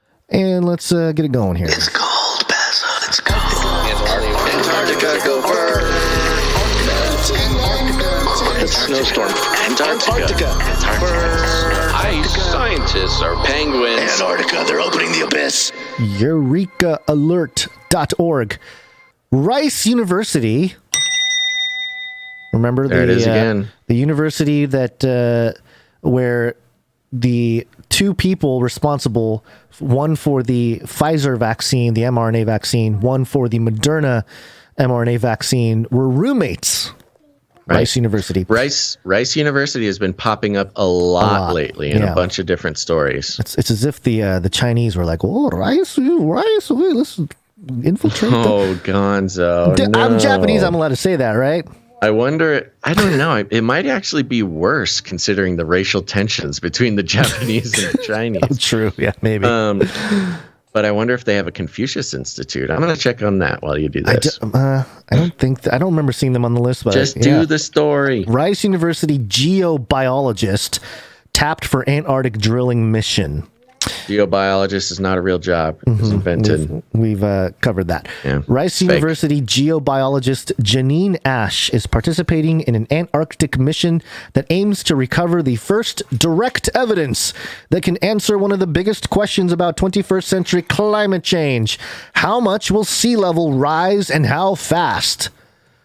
Which I thought Al Gore told us in 1995, but apparently this will be. We should be underwater like 10 years ago. No. But this is what she's being deployed for is to recover the first direct evidence that can answer one of the biggest questions about the 21st century, which is how much sea level rise and how fast. I love this. How much direct evidence. So they haven't actually had any direct evidence ever before, which they're admitting. Right. Here.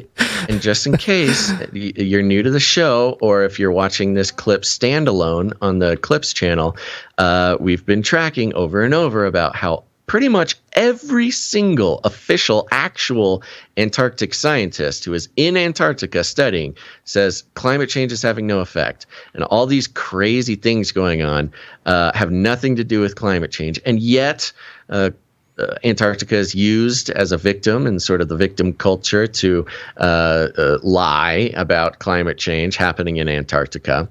And yes, if there were direct evidence already, why would they be sending someone down there specifically to actually find the direct evidence?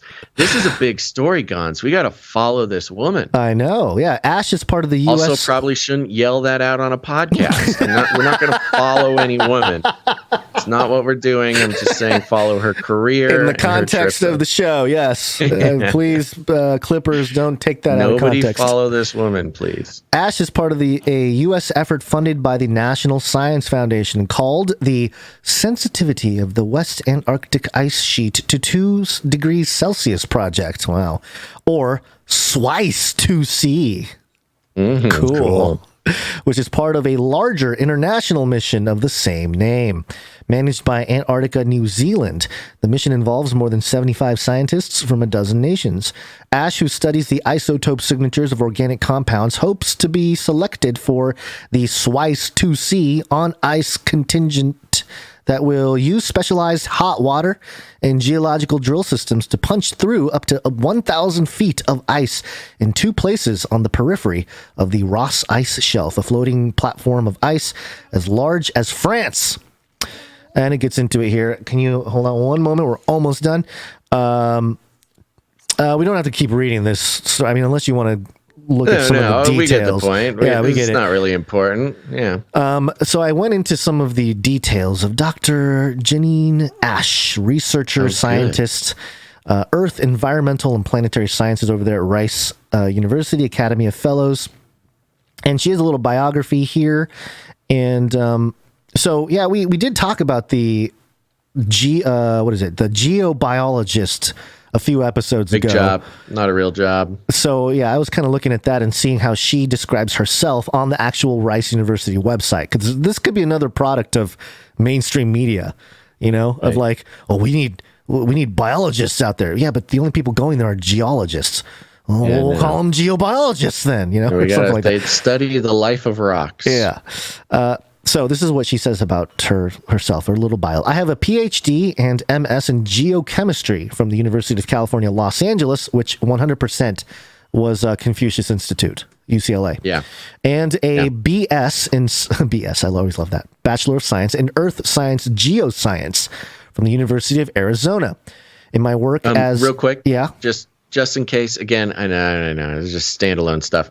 Confucius Institute, in case you don't know, was a Chinese project to pay universities in the U.S. bunches of money in order to establish and provide curriculum for all kinds of stuff. To establish an institute within that college or university that was the curriculum was purely pro-China stuff to teach Mandarin and all sorts of stuff like that, which seemed innocent enough for many years. Turns out it was a spy program by the Chinese government. Yeah. So yes, BS in Earth. This is back to Ash here. Earth System Geoscience from the University of Arizona. In my work as a Center for Dark Energy Biosphere Investigations postdoctoral fellow at Rice University. That was fake. None of that was real. The natural abundances of molecules with more than one rare isotope substitution to explore how microbial metabolisms contribute to global biogeochemical cycles. Okay. That's the perfect amount of big, pointless words to make it sound legit without actually saying anything. I don't know, man. I'm just joking. I'm wondering what this Center for Dark Energy Biosphere Investigations postdoctoral fellow, what is dark energy biosphere? What is dark energy? Is she talking about like dark matter?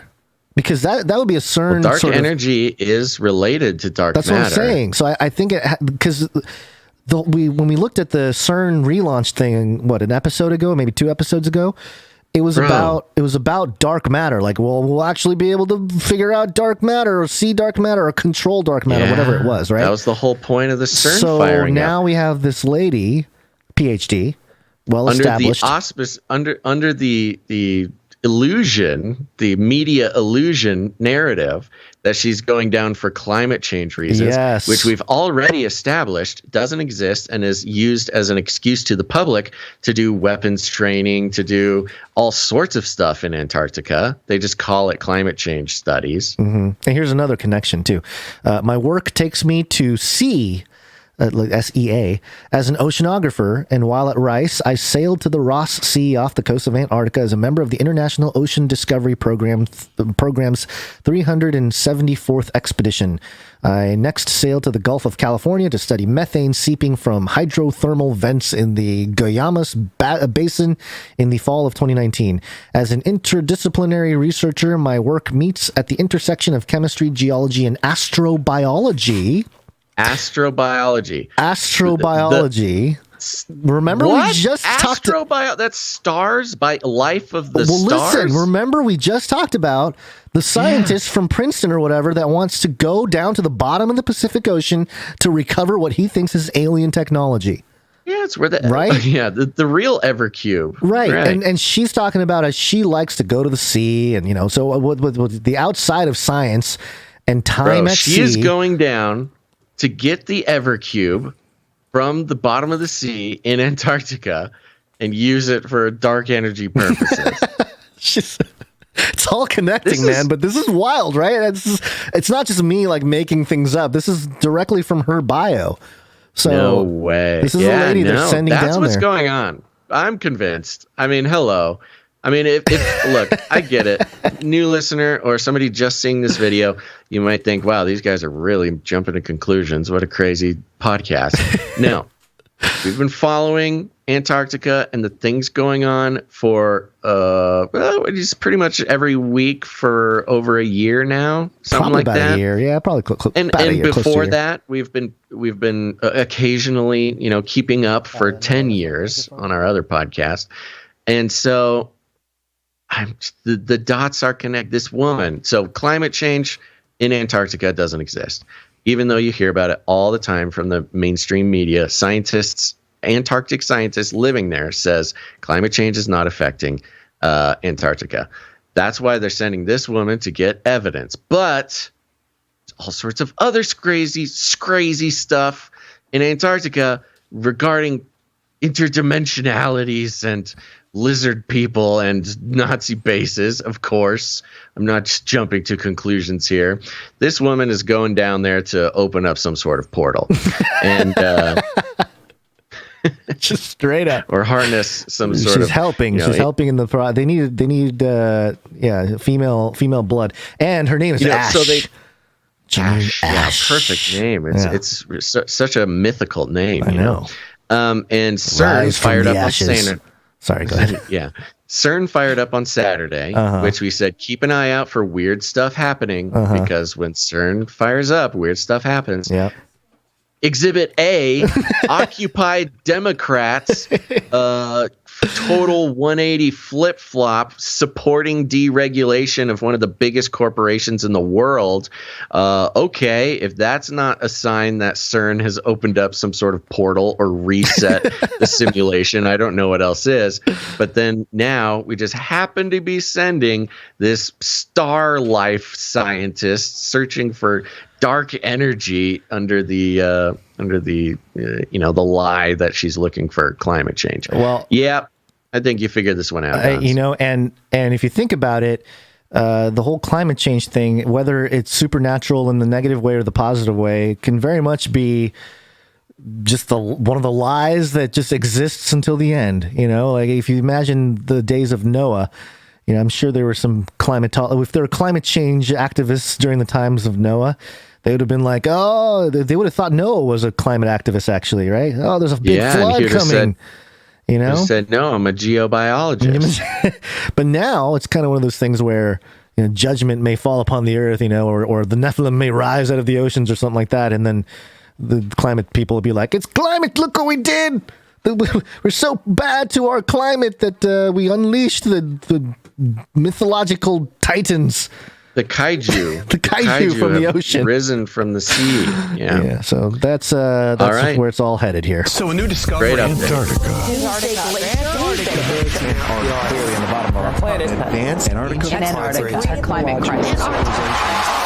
Penguins. Thank you, everybody. Yeah.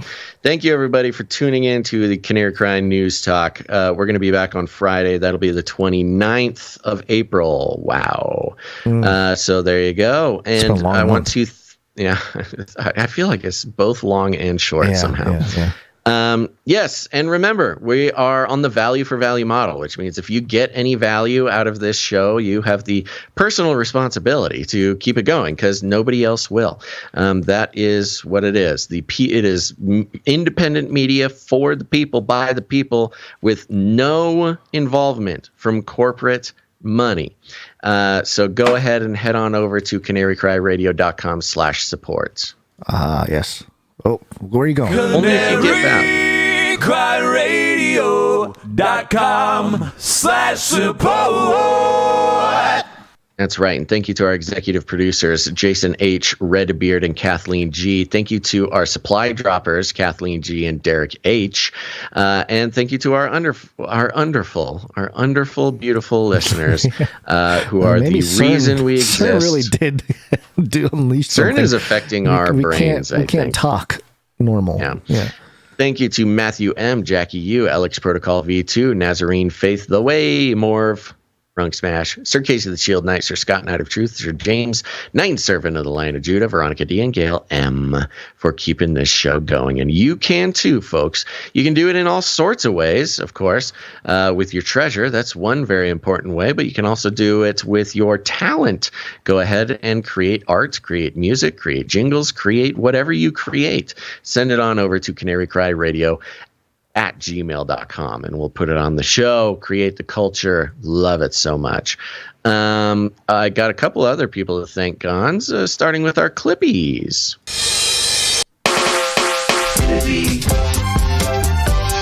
Clipping all those videos. Thanks. Yeah, thanks, clip producers. They're the ones who clip out the show into smaller, bite-sized segments and put them up on the Canary Cry Clips YouTube channel. Go subscribe, share the clips, watch the clips, love the clips. I just got notice that episode 471 and 472 are now live up on the Clips channel. Thank you to producers Emsworth, Faylevin, and Epsilon for making that happen. Thanks very much. Also, thank you very much to our timestampers. Timestamp, it's hard work. Timestamp. That's right. Timestamps are very important to pretty much everything we do, and we couldn't do it without them. So thank you to Jackie Yu for Monday's timestamps. Thank you, Jackie Yu. Head on over to CanaryCry.Meetups.com. Canary Cry Meetup. Meetups are important. Meetups are good for you. Fellowship with people who you have things in common with, and you have this show in common with them. We got meetups happening in East Texas on the 30th. We got meetups, another San Antonio, Texas, sometime in the future. I need to update the site. Hollidaysburg, Pennsylvania. A little bit slacking on the meetups, people. What's going on? I had a lot of people threatening to put on some meetups, but I have not heard back. Meetups have slowed down. It's like now that the world has opened up and it's not like a rebellious act to go meet up with people. I think this is something that people should really pray about working on, putting on a meetup in your area. Like I said, I've dived into the numbers. And if you're in a mid-sized city in the U.S. or near a mid-sized city, there even the least Canary-fied mid-sized city has like 200 to 300 Canarians listening. So you should put on a meetup. You should look. You may be exhausted. I get it. You're tired. We're all tired. But we all got an hour or so sometime in the next couple months where you can meet up with some other people and rejuvenate with some fellowship with people who are on the level. It's very important to meet these people in your area. So go ahead and choose a time, choose a place. Just let us know about it. We'll do the work. We'll let them know that you are out there and waiting to meet up. So go ahead and do that. Go to CanaryCry.Meetups.com to check out the current meetups. See you at the meetup. Mm-hmm. This is fun. See you at the meetup.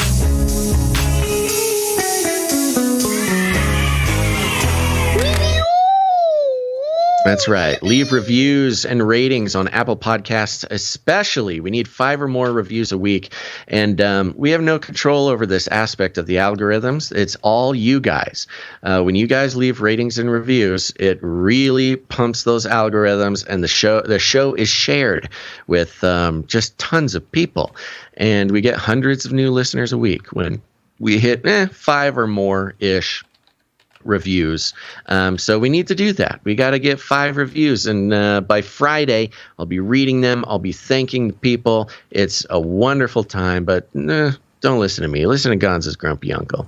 Ugly, horrible person. You must leave review on iTunes. And if you do not, you are ugly, horrible person. You bring shame to family.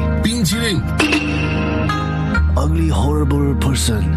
That's right. It's not me, man. That's Uncle Shimura has something to say about that. So go make him happy. But if we get 5 or more by this Friday, you'll make me go ooh, ooh.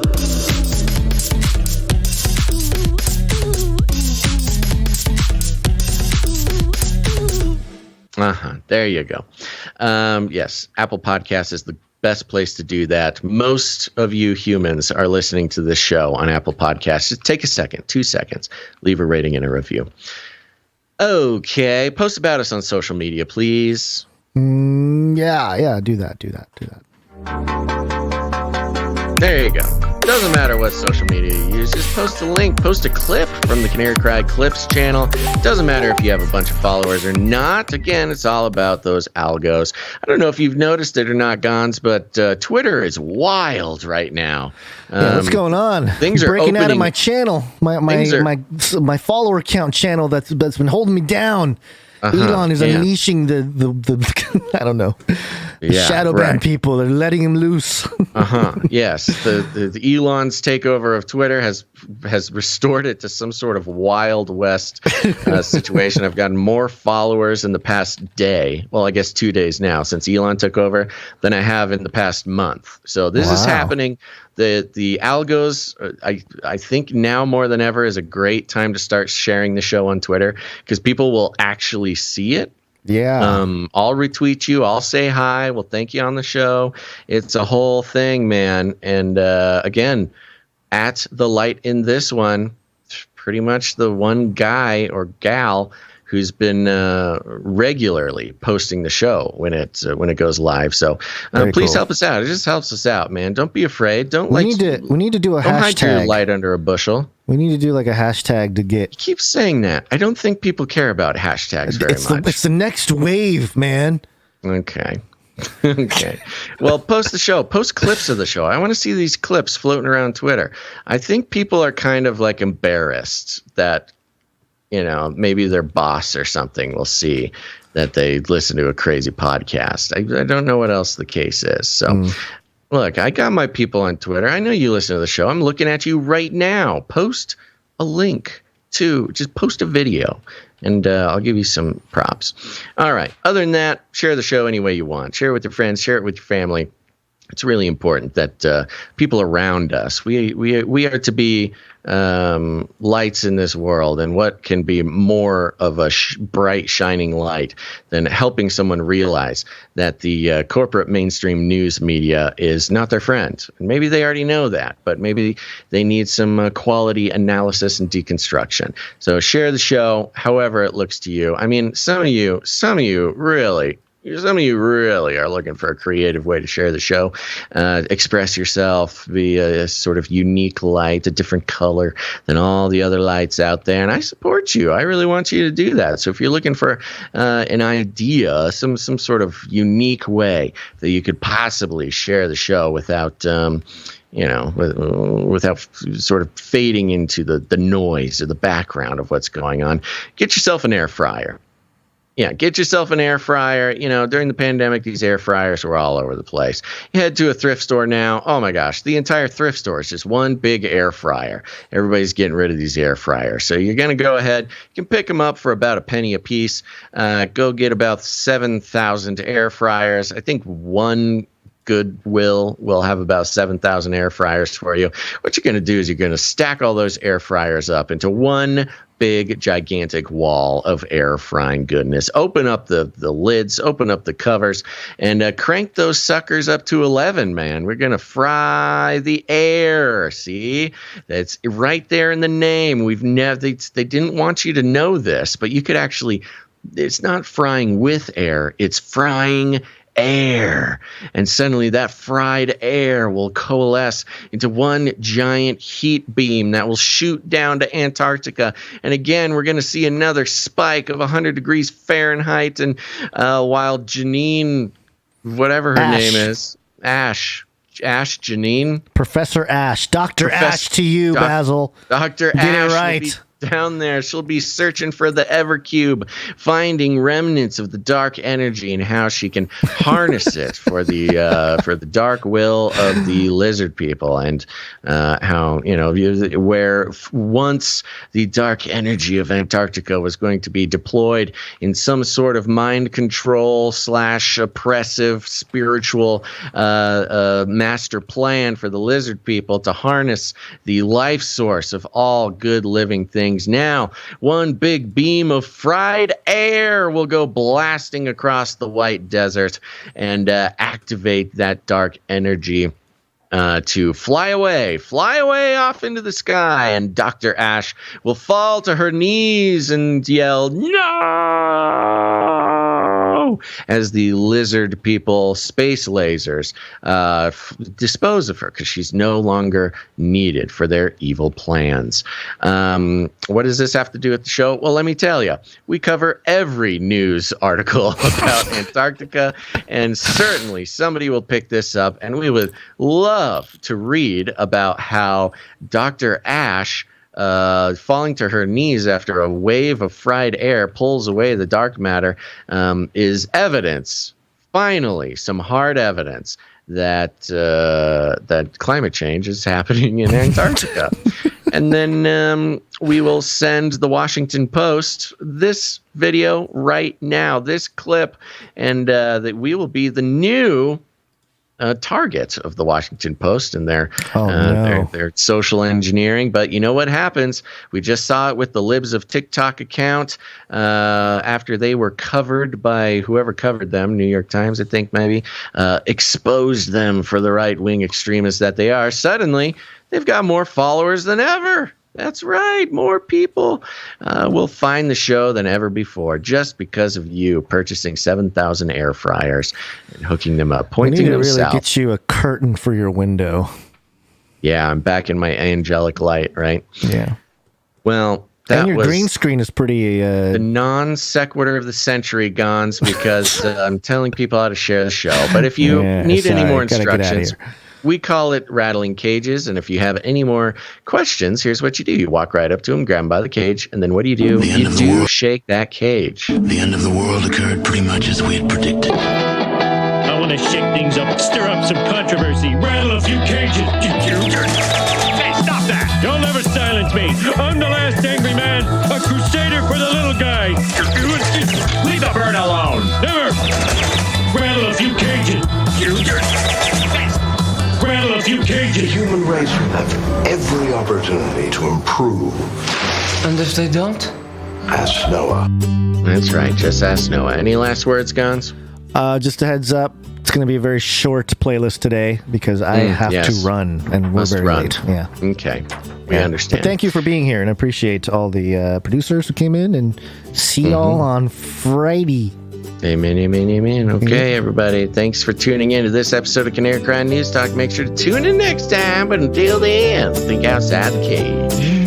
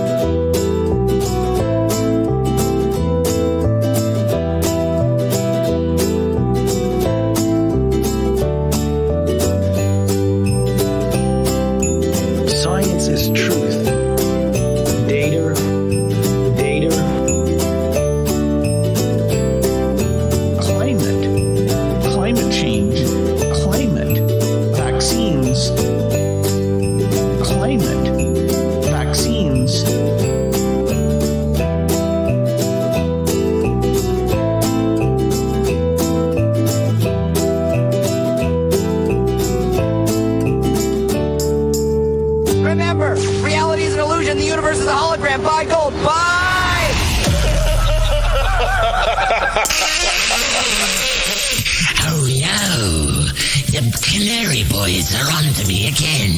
Let me call my lizard friends, and we will address this.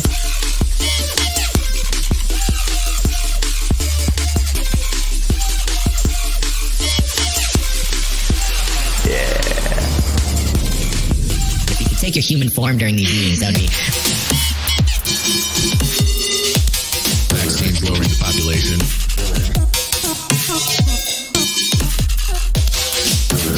Oh, we got the microchip.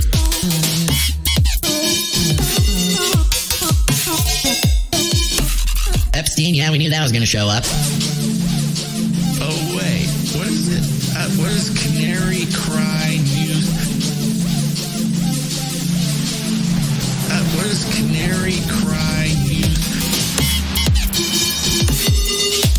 Vaccines lowering the population. Gotta get that hype, bro. Oh, we got the microchip.